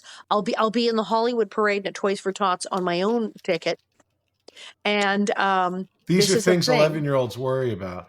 I want to talk to you just quickly about what you just mentioned, which I think is also another aspect of the external making the performance level. You had braces, real life braces back in the day when they didn't have Invisaligns or removable. So you had iron-clad braces, and then they covered it with wax every morning, which gave you the vocal intonation that everyone knows is Allison, not Allison, but And Nellie Vilma Oleson. The chewing over tobacco. enunciation. I had How was you that? could see that. How did that happen? I mean, tell me So about I got that. the braces, and what they would do, and Melissa was doing the same thing, they would remove them from here to here when it was time to film. We'd have hiatus, because hiatus is a couple of months. So I have everything come, and then they take them off just from here to here. And I remember when we could have like clear brackets, but you could take it, and then full wires here, and then full wires down below, and then like power chain that would pull even more, and then night gear, headgear to speed up the process. Melissa and I sometimes would sitting there in school doing our homework, and we'd have to wear our headgear on breaks and stuff. It's just horribly painful. I mean, had that and the Yeah. pain in this story. So, and then with orthodontist wax, and you'd wad up some, and you'd put it on this bracket that was here, and the first bracket here, and then a big wad of it down here to cut the shine, because it wasn't high def. So as long as you cut the shine and just covered them with something whitish, and I wasn't really good. I wasn't doing this as Nellie, so it was like, so my fault, and so it worked. Now people watch a show and it's high def and Blu-ray, etc., and you can totally see them. You can see her braces. You can see my braces. Yeah. It's like you can see everything. It's terrible, but it worked. So you're playing Nellie Oleson in the 70s. By the way, if you're watching this and you're still watching this, then you gotta buy her book and read her book, because her book's amazing. But in the book, I remember you talking about how being Nellie Oleson saved you from all the mean kids at Hollywood High. Read that story in the book, because it's a really good one. But what was it like walking around the world as Nellie Oleson before Darth Vader? You were like literally the evilest character around. It's like I said, it's always been awesome. I mean, and it was more like the junior high was rough. Junior high was rough. That was the age when people who decided they were going to be criminals of some kind started their little careers. And people who were joining gangs had just joined their gangs, who were trying to prove themselves. And it was like a nightmare. And then by the time I got to Hollywood High, all of those people had either dropped out of school, gone to jail, or gotten help. So they were just not there. So I was like, oh, okay. God, I think I was going to survive another couple of years of that, because I thought I was going to die in junior high school. And that's why it worked, because these girls who generally beat a lot of people up, they were in a gang, and they came up to me and said, are you Alison Arngrim? And I'm like, oh, someone's put a hit out on me. They were asking. I'm dead. Because they were very violent. They were very violent people. And I said, you're going to get shanked in the yard. You're going to get shanked. It was like a prison movie. It was like, what have I got myself into? And they said, you're one of Little House on the Prairie? And I'm going, oh, yeah. And I thought, there's nowhere to go. Fine. Yes, I am. You play Nellie Oleson. I went, yes, I do. Then, you're bad. And it was, they thought I was badass and that I beat up Laura, and they thought I was cool, and they thought it was hilarious. And I was like, yes. And so I signed autographs for all of them. And it was rather convenient, because sometimes they would show up when somebody else was going to kick my ass. And I was like, we'll be back after these messages. Hey there, my name is Patrick Laberto, and I play an actor on TV. And I also have this acting school called Working Actors School. And what we do there is we teach people to act using Zoom. So you can take an acting class with me and with a person in Connecticut, in Florida, and San Diego all at the same time, thanks to the miracle of Zoom. But we also teach kids. We have a great class called the Youth Weekly class that's every Tuesday at 5:30 p.m. Pacific time. And it's for kids. It's for like 10 to 17. And we have a great group of kids right now, and it is ongoing. So if you know someone that wants to get into acting and has never done any acting but would love to try, why don't you have them try starting off with Youth Weekly? Just go to workingactorsschool.com and check us out. It's Youth Weekly every Tuesday at 5:30 p.m. Pacific time. Act 3, present day. I had a whole question about Steve Tracy and your work with the AIDS, the foundation and all the things that you've done. You and your relationship to the homosexual community, or the gay community, or the LGBTQ community has been historic and legendary, and like from the very beginning. But your love of that group of people, or that society, or I don't know how you'd say it, is one thing. But they love Nellie, and the drag queens love Nellie. Why? What do you think is going on there? What is the love there? Early on, I did notice this. I mean, obviously, when Steve Tracy got sick and went public with his AIDS diagnosis, and I went to AIDS Project Los Angeles, the whole thing. But long before that, Early on, we noticed that with the fandom, as we know, Little House is the crossover show. People love it in every country. People from all walks of life. People who are so different in everything they believe or think or like Little House on the Prairie. People who agree on nothing, but they like Little House on the Prairie. And in the gay community, there were definitely people who went, Mrs. Oleson and Nellie are camp. They are extremely campy. And Nellie and Mrs. with the clothes and Mrs. with the hats. And so absolutely, there was a segment, and often of young gay men growing up watching the show going, da, da, da. And obviously a lot of young gay men growing up, they had a crush on Michael Landon, just as, your mom and all the girls did, And then you had young women growing up as lesbians and seeing here was Laura, who did not follow the rules and the stereotypes of what women were supposed to do in the 1800s. She played ball after Mary was going, we're not supposed to do that sort of thing anymore. She'd hike up her skirts and play ball and play with the boys. She'd get in fights. She'd punch people. She did what she wanted. And the real Laura Ingalls and Alonzo, she didn't have obey in the marriage vows. So wow, I didn't know that. Yeah. Laura Ingalls could kick ass. And so absolutely there were a group of young women watching the show going, yes. And then absolutely. So there was always a gay community segment of our fans. And as Mrs. Oleson and Nellie, I think, got even campier, indeed, there were people who felt, I had someone once tell me I was too young for Betty Davis or any of that. You were my first diva. And I was like, thank you. And absolutely. Have I met people who dress up as me and drag? Yes, I have. Absolutely. They're drag.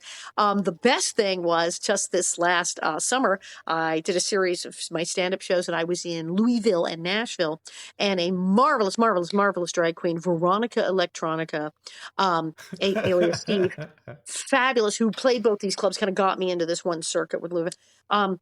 Said, okay, I'm going to get you from Louisville, Nashville. We're going to do this. We're going to do that. He was doing huge promo because he's a huge following on Instagram.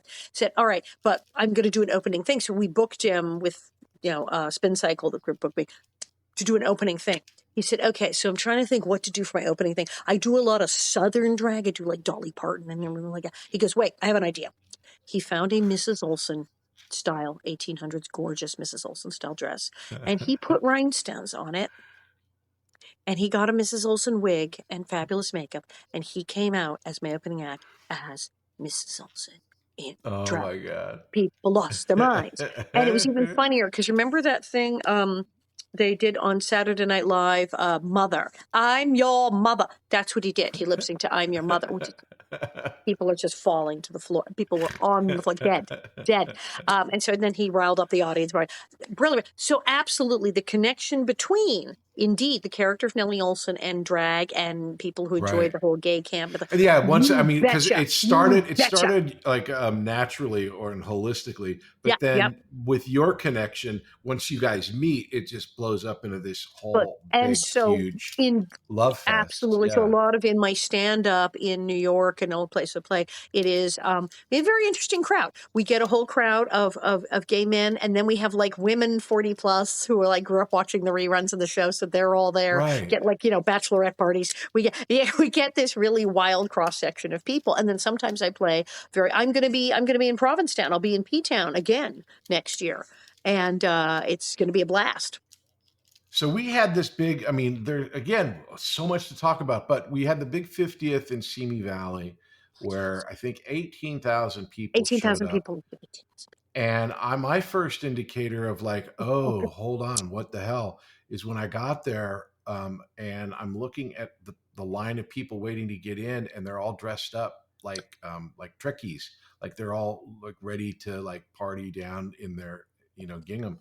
What was you've done 1,100 bonnet head. I own bonnet head. My website is literally bonnetheads.com. Yes, our bonnet heads. So these are the true believers of bonnet heads. Always gone to the conventions and always are great with fans. But this was a really unique particular situation because it wasn't like they were there for any other show or any other celebrity. It was for the show. Tell me about your thoughts and feelings about the big 50th anniversary in Simi Valley. That was incredible. We really do have to thank it was a Baby Gary thing, because really Rachel Greenbush and her husband Danny, who live in Simi, had been pushing trying to get something, because I remember Danny going, they have Pioneer Days. Why aren't we doing that? So when the 50th was approaching, they were meeting with like Olan, who painted the sets and stuff, and saying, hey, we should do something. And then I get in and and then the chamber actually contacted me and said, we're thinking of doing something. I said, I got a deal for you. And next thing you know, we're having these huge, insane committee meetings that went on for months and months and months. And it just took like years in the making. And so various cast members were in the committee with all sorts of planners and set designers and the chamber. So I was in a bunch of those committee meetings at one point. So I knew what was going on. So I knew when we'd sold 9, and then I had to go out of town. So I was like, I can't have meetings. But I knew when we crossed 9,000 tickets, and I knew when we crossed 10,000 tickets. So I knew it was out of control. And I remember I called our lovely Pamela Roylance, because she was kind of heading up security. Hilariously. Pam was our security. Was really the one writing herd on the people who were booking security to make sure there's enough security. Pam Just so if you don't know Pam is like, if she's being mugged, she'd hold the guy's gun while he beat her up so that he had both hands available. Here, do you need more money? Let me She's get you another one. sweet. I have more money in my other purse. I'll get you that. Yeah, she's the sweetest, gentlest person, but she was the one like, look, I know someone with a show. She was like the security.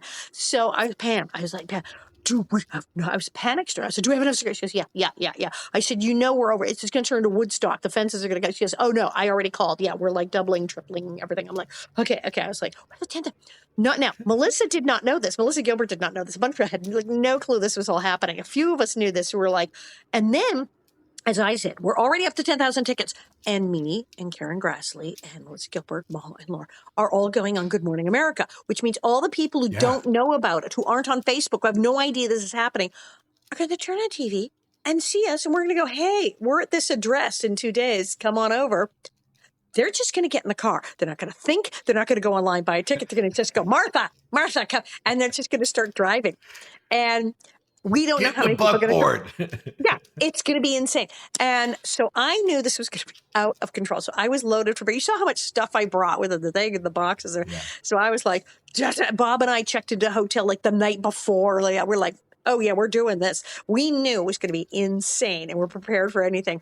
So Melissa shows up, and she talked to her brother, Jonathan, who never goes to anything. This was a magical moment, yeah.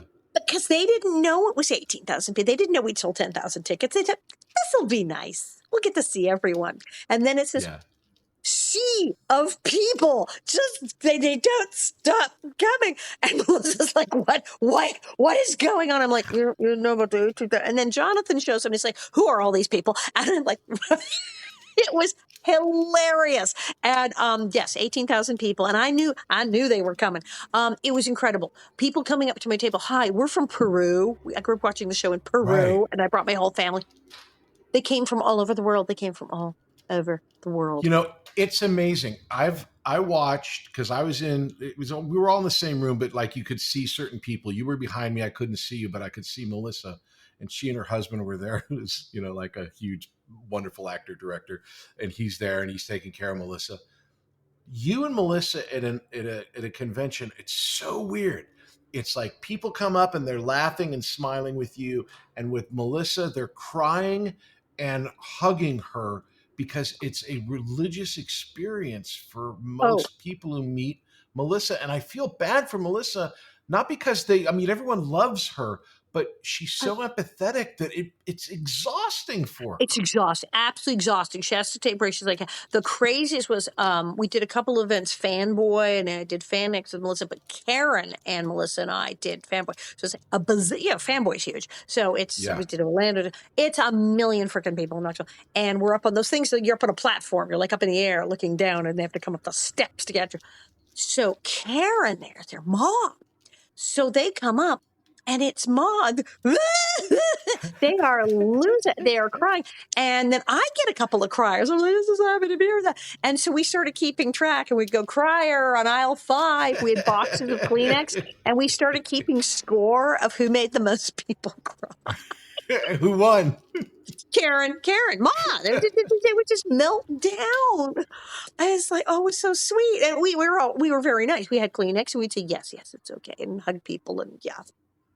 So out of the 50th, I think, or at least in the planning of that, I remember being at a show with you and Dean, and we all, and Jennifer, and we all ended up in this huge stretch limo, super feeling Yes. like a big Yes. Hollywood moment. But it was like 4 a.m, and Yes. people were talking about like, oh, we need to do some sort of podcast or something. And I'm half out the of my podcast. mind of tiredness, and I'm like going, Ike Eisenman has a podcast, I'd and slept he's an got hour. this guy who's got, who like kind of represents the audience. So you should get a girl that represents the audience, like that Pam girl who did the Prairie thing, and you should do a podcast. Sounds good. And like 6 months later, you did it. You made it, and you did everything.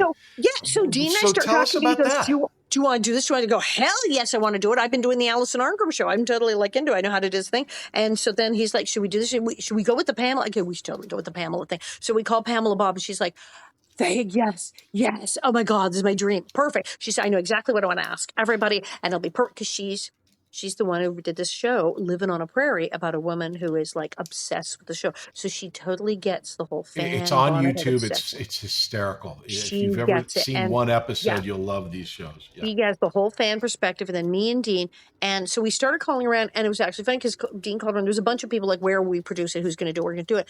And he talked to someone, and he came back and went, I don't know, man, it's really, and it was some insane amount of money. And I went, you want to go over to UB and go?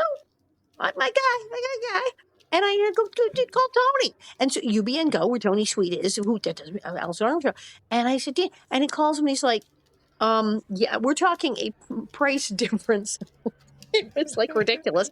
And Tony's like, it doesn't cost that much to do a podcast, even if we do like all the bells and whistles. Like my deluxe package is like this. So we're like, what are we doing? And so off we went. And Dean was like, best referral ever. And we got, and it's so funny because Dean is always sort of like a little bit straight man, always like kind of proper. Yep. And what I'm like, but the two of us get going. And then Pamela's asking, and then we've had everyone on, and they start telling stories that they've never told anyone. It's a great podcast. You guys do a great job. Yeah. You really do. We have a plan. We have a plan. We have some questions we want to ask. We have a layout, and then we're going to do this. But sometimes someone just starts like spilling their guts, and we both kind of go, okay, yeah, never mind that. Right, so what do you want? Anyways, like, let's go with this. And it's been brilliant. We are hilarious, damn it, if I say so myself. Okay, so obviously I'm gonna just take my show that I did with you guys off this question, because obviously it would be me. What's been your favorite episode of the podcast where you just enjoyed like the stories and everything? Not saying that any of the other ones aren't amazing, but like, what's your favorite one of these? Melissa Gilbert. We had Melissa Sue Anderson was kind of mind blowing because she was like the last person we thought would do it, and she was absolutely delightful. And she opened up and talked about things she has absolutely never talked about ever in an interview. And we were actually kind of, well, the hell with the questions. We'll just roll with it. I mean, she was like amazing. And then Melissa Gilbert is always just like right there, just in your face. She was fucking hilarious. We just had on Victor French's kids, Tracy and Victor Jr. Oh, okay, great. You can imagine. Oh my God. And the stories they told about their dad, where we were just, we were enthralled. It's hard to say. I mean, each episode, I kind of go, is this my favorite episode? No, this one's my favorite episode, because we don't know what's going to happen. We get in there, we try to be so careful. And Dean is very planned, and we have the thing, because we go to break, and we plug Simi Valley, we plug this, and we're sort of like, yes, this is what we're going to do. And then things happen, and we're like, ah! And it's just been so much fun. The first few episodes, I actually felt like I was in therapy. Because we were talking about the show, and we were talking about stuff we hadn't. I was even talking about things I hadn't talked about before. And Dean started going, I've never told anyone this, and things start just like coming out. And I would feel a little dizzy and unsettled after the podcast, and have to like go lie down. And I went, this is like being in weird post-Prairie group therapy. It is the strangest It really sensation. is, because the way my theory about it, and I thought about it strangely enough, because I watch the podcast and I see you guys and I know you guys, but what happens when you're a child actor is these stories become, like burnished and polished, because you've told them so many times to so many different people, that the stories become kind of like a thing by themselves. So like a story And that I I've told about understand Michael that. Landon might be completely different Right. than, but when you're talking to the people that were there, like you guys do It's on the right. podcast or we're doing here, then we have a shared memory that I don't have to explain who Michael Landon is to you. We can explain stuff. And there's something that comes to life. And I think that's one of the great things about the podcast is that you get the abridged emotional, connection. You talk about polish. I mean, most of the stories I tell, I put in my book. So they were written and Right. edited and rewritten. And then they're in my stand-up act. So they're retooled and everything for Right. the timing. So yeah, they've been kind of processed and canned and redone. But then, yeah, when you're telling these stories and you're with someone who was there and everything, so you're going, oh yeah, but then there was the part of the story that I didn't even get into the button. And you're like, and yeah, Well, it it's like becomes real. when during I think it was after the Hollywood show, we all went to the smokehouse, and it was one of the first times I'd hung out with you guys in a long time, like The dinner at the decades. smokehouse, I thought that was awesome. And it was me and I mean 1,000 other people, but We're at all the table it was you and Melissa and myself and some other, and you and Penny Melissa Lester was there. started singing the Suyaki Fiku Want Some Seafood Mama. Food Saki wants seafood, mama, shrimpers and rice, hold tight, because Gladys, the hairdresser used to sing that to me, but she put the wig on. Exactly. So here's the thing. So I hear this and I started crying because it was something that I had heard as a kid, but I'd never heard anywhere else and I'd forgotten about it. And then when I heard you and Melissa sing it, I went, oh my God, that's where I know this from. It's from my childhood. And then, that weird kind of distance we have from being a child actor, which is like, it's a thing we talk about, to like a memory of like, oh, right, right, Allison and Melissa are my childhood friends. We had these, and that song brought it all back. And I was like, holy shit, these are the kids I grew up with. It's weird. I don't know if you've ever experienced that kind of like.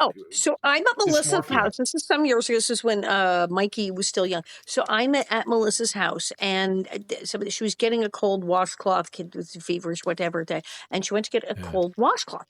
And we're standing in the kitchen. She's wetting down a cloth, and she said, "Yes, I'm going to make him a whoppy." Anyway, and I said, "Did you say a whoppy?" She said, "Yes." I said, "Oh, that's so funny. That's what I called a cold washcloth when I was a little girl." And she turns around and looks at me like I am the biggest idiot in the world and goes, "Yeah, I know. That's where I got it from. We grew up together, remember?" And I went, "Oh, right." Right. I mean, it's so weird because we have our memories. And then when you see an episode of Little House, I don't know about you, but when I watch an episode of Little House, I'll remember what we did that day. Right. I won't remember the episode. I'll like go, oh, what happens next? With everything I'm on, I'll remember the shooting day. About what we ate for lunch. A drink. Yeah. I remember all this. Oh, man. Good times. We'll be back after these messages. Hey there, my name is Patrick Laberto, and I play an actor on TV. And I also have this acting school called Working Actors School. And what we do there is we teach people to act using Zoom. So you can take an acting class with me and with a person in Connecticut, in Florida, and San Diego all at the same time, thanks to the miracle of Zoom. Now, besides classes, I also offer a one-on-one session. It's an hour just between you and me working on a particular piece of material, whether it's for an upcoming audition or maybe you're working on something and you need to have that breakthrough moment. These are really, really fun, and they're really, really great because they're really personalized and intense in all the good ways that intense can be. So if you're working on something, if you want to break through, if you want to have a one-on-one session where you're not working with other people, this is the way to do it. All the information is in the classes page on workingactorsschool.com. Act 4. Questions. We're going to end the show here with some questions. Questions are, the first one is called That's Showbiz. What's your most Hollywood moment that you've ever experienced in life? Dan Haggerty of Grizzly Adams trying to pick me up, hitting on me at Brenda Vaccaro's Christmas party. He cornered me by the eggnog punch bowl. The eggnog, the big bowl of eggnog. And I was in a mini skirt and boots. And he was very nice, but it was kind of dry. What was his move? Hey, want to come meet my bear? And I found out it was his move because I later met someone that went, yes, that's totally what he does. Some woman who, and I think she went with him. The woman I talked to, she said, oh yeah, that's what he did. He came up and we were chatting. And I mean, I knew who he was. And I think he knew who I was. I mean, I was 20, so I wasn't a child. I was like early 20s, but I was pretty young. And we're chatting. And like all of a sudden, apropos of nothing, out of nowhere, he just goes, so do you want to just like leave? Like, right now, my bike's out back. We just go right now. Just like blow this box in. Want to go? Bike's out. And I went, oh, yeah. Oh, no, I can't. And it was like, oh my freaking God. I didn't know what to say. And I had like a boyfriend that does it. I didn't like hear with people. And I joke about it in my act because I say, I mean, I'm sorry, Grizzly Adams, I like body hair, but that's shag carpeting. I knew that. No, can't you? And then he was very polite. I said no, and he was like, yeah, okay, whatever. And probably went and got somebody else 2 seconds later. Yeah. But years later, I met this woman. I was talking about that. And she goes, "Oh my God, Grizzly Adams, right? Dan Haggerty." And I said, she said he picked me up, and I think he was successful with her. She was like, yeah. She said, well, the funniest thing. And he said, so you want to just go? You want to just go right now? I went, so that's the move. He chatting great. I gotta appreciate the economy. I like the economy. It's and like big smile. You want to just go, and you gotta know that many women went, "Yeah, sure, what the hell?" Right, and so there you go. But yes, and the combination of the Brenda Vaccaro touch is Christmas party and Dan Haggerty, Grizzly Adams trying to pick me up. I'm already picturing Bert Convey and a Dickie walking around with an eggnog. Okay, that's Showbiz Part 2. Yeah. The most embarrassing Hollywood moment. Oh my God, that is it was more. I'm still mortified. Our beautiful Linwood Boomer, our lovely Linwood Boomer, played by Adam. Went on, of course, to do many brilliant shows through Rock from the Sun and then created Malcolm in the Middle, which is based on his life, that he was the little genius child with the obnoxious brothers. That was his life. Incredible. So I'm at an award show, and the 3 darling boys from Malcolm in the Middle, all 3 of them are there and are presenting. And they were still pretty young then, very young.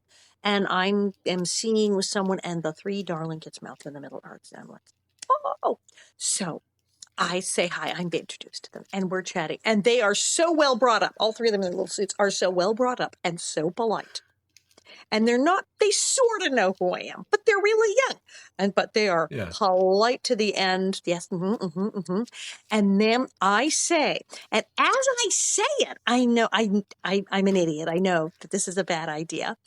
I open my mouth and I say, I used to work with your boss, Linwood Boomer. Now, as it left my mouth, I immediately heard the voice of every little old lady who'd come up to me as a child and said, I went to school with your grandmother. I knew that is what I had basically just said. And I went, like, I am 100 years old. And then it was worse because they all looked at me and smiled and nodded and said, that's nice.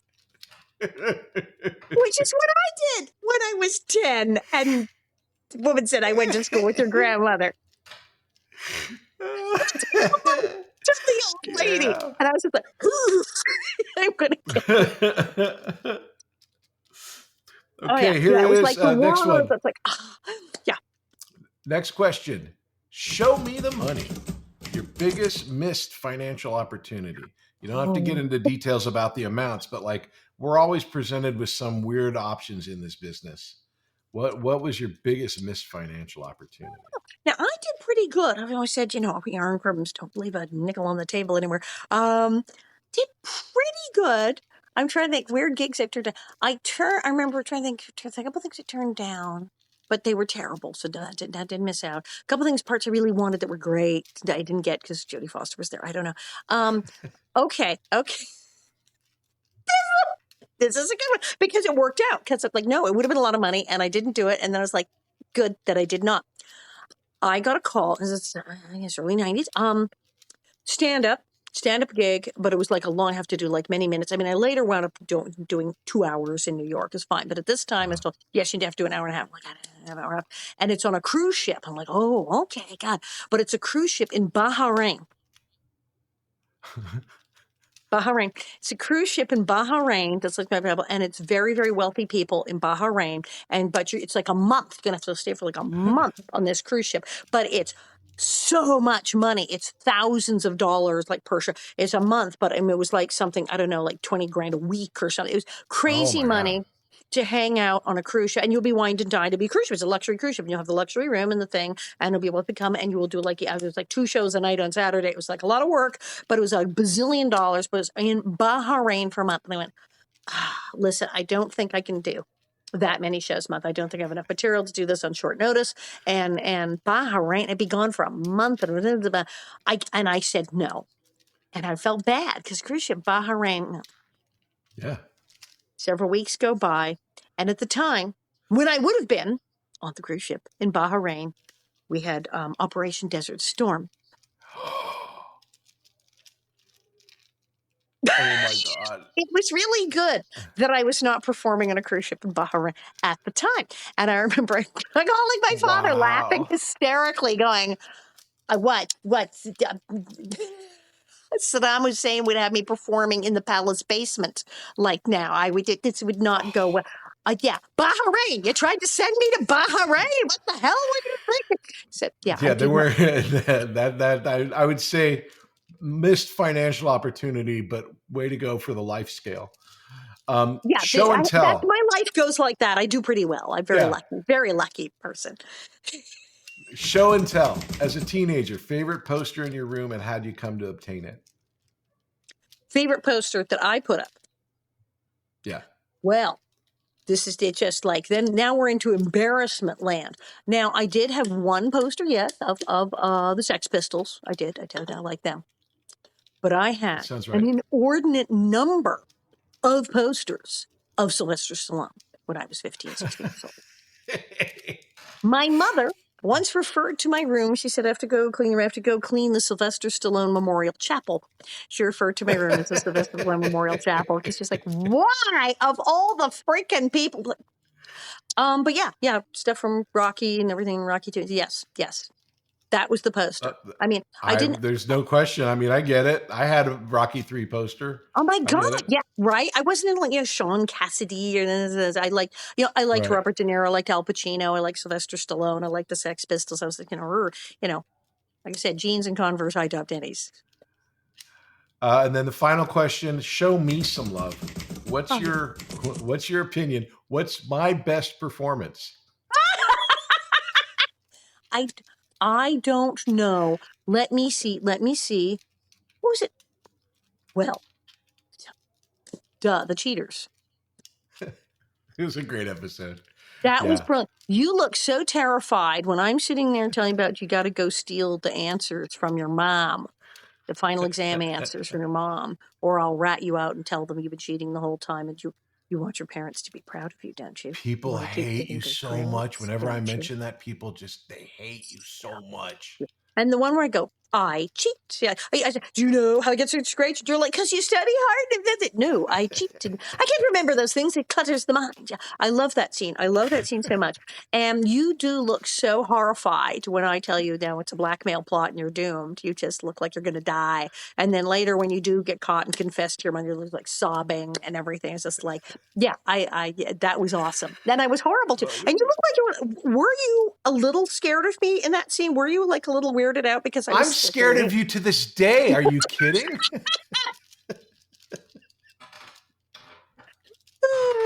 No, you've always been, like I said from the beginning, you've always been my favorite. But yeah, you don't mess with Allison. Which this is not a scheduled question, but the final one I want to ask about is in Once Upon a Time in Hollywood. They had this character played the little girl who is in Bounty Law, or not Bounty Law, but like one of the shows that he was doing. It could have been any one of you three.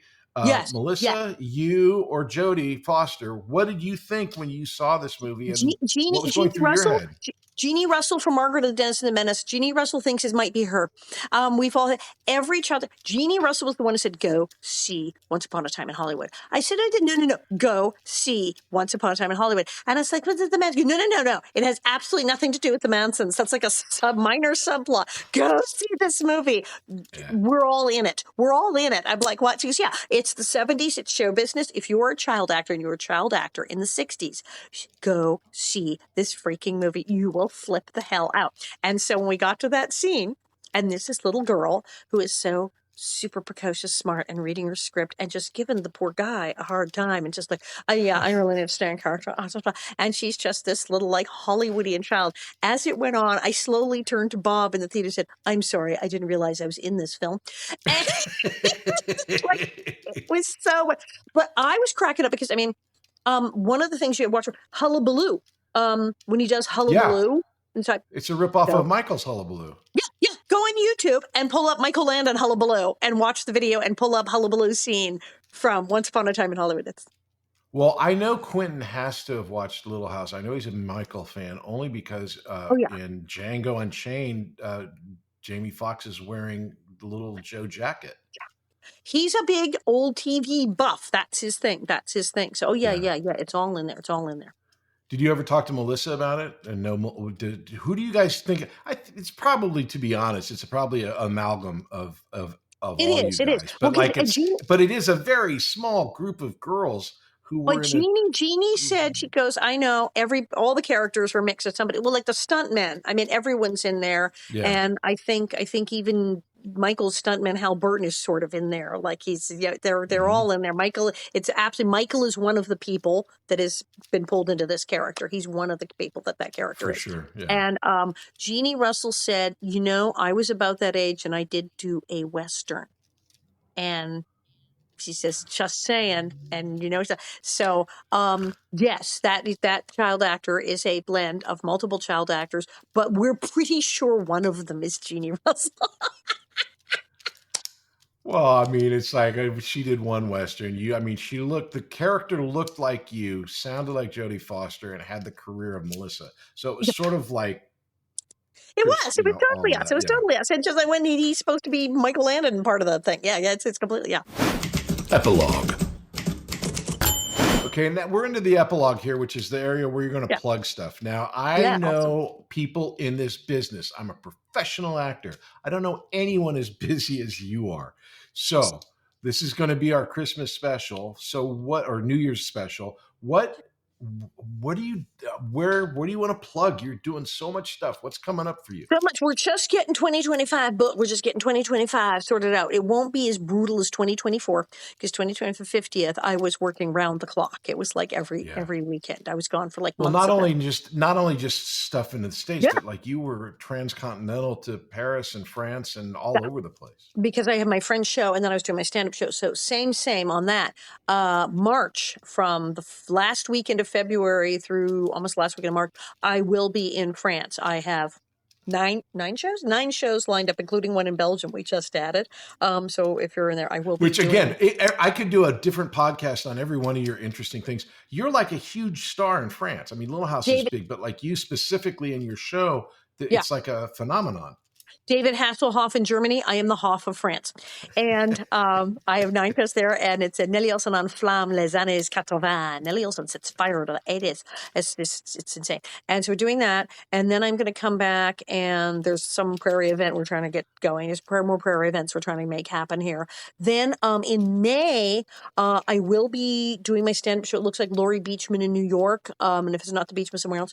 Then in May, also, Dean and I got invited to this thing, Country Con in Tulsa, Oklahoma.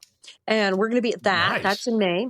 And then I'm going to have some stand-up dates again, but it looks like July. I will be. In fact, I was just out at dinner the other night with the guy who runs a club at the Red Room in Provincetown, Massachusetts, in P-Town. In Provincetown, they have different weeks. There's like Women's Week. There's various different weeks. The Men's Week, this week, that week, Lesbian Week. I will be there for Bear Week.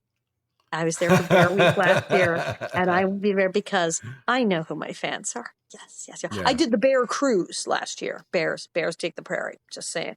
I'm very close to the bear community because my paw was Your like the ultimate bear. Yeah. Merlin Olsen, Mr. Garvey, is a huge favorite among the bear population of Little House fans. Mr. Garvey. That's How could he not? Yeah. How could he not? Just very gentle, sweet. The beer. Yeah. It's a thing. It's a thing. So I'm going to Bear Week in Provincetown. So I know I'm doing that. And then we have plans. Because, I was just in Ireland.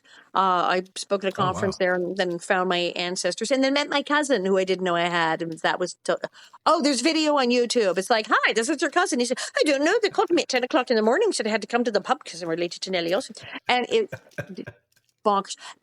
So I'm trying to get back to Ireland, maybe we're plotting and planning and having endless meetings about all this stuff. But I am going to be in Tulsa, Oklahoma in May. I am going to be in New York in May, and I am going to be in P-Town in July, and I will be in France for all of March. Amazing. And plus the weekly podcast it was for the 50th, but it seems like it's grown over. It's never stopping. It was the 50th Little House in the Prairie 50th anniversary podcast with Dean Butler, Alison Arngrim, and Pamela Bob of New York. And it's never ending. We're not stopping. We're just going to keep doing it because it's way too much fun. And people are tuning in droves. It's like totally off the charts. It's great. And then I have the Alison Arngrim show, and I just had Stephanie Powers on, who I billed as the smartest person in the world. You have to have Stephanie Powers on. I talked to her, I said, and you're the smartest person in the world. Oh my God. I'll have to. It's great. Yeah. So I have that show. Then you got to get the Nellie newsletter, folks. Email me at loosegravelparade@AOL. Get the Nellie newsletter. I'm probably going to do a more live, start reading again, cameos. I'm doing all of that. It's nuts. Yes, it doesn't end here. No. Well, in our continuing conversation, which will go on until we're dead, I love hanging out with you. It's always fun. Thank you for doing the show. This was really, really special. I may have to have you back on the Alison Arngrim show because now that you've got the acting school up and running, you've got the podcast up and running. You were just starting some of this stuff, I think, when I had you on last. Yep. So now you know what's next. You know it's time for the book. We finally got Dean to write a book, and it's great. Dean's book is really, really good. Your book is the best, and I do the TikTok stuff, or I do this thing here. Anything more like a book is just going to be like the same thing. You're gonna have to. I'm okay. Well, I'll look. I can't read or write. I was educated on a set. And you cheat, and we know, because Andy, you're cheated and stole the answers. So. Thank you. You get me. All right, guys. Thank you, Allison. Thank you. No, that is wonderful. Thanks so much. Thank you. Thank you very much. It's the Patrick Labber Show. Patrick Labberto. He's the one you gotta know.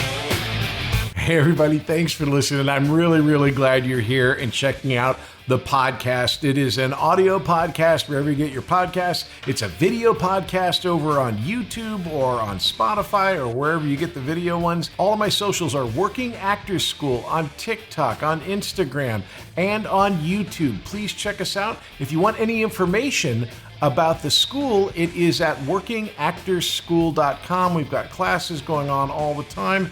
And again, thanks for listening, and we'll see you next time.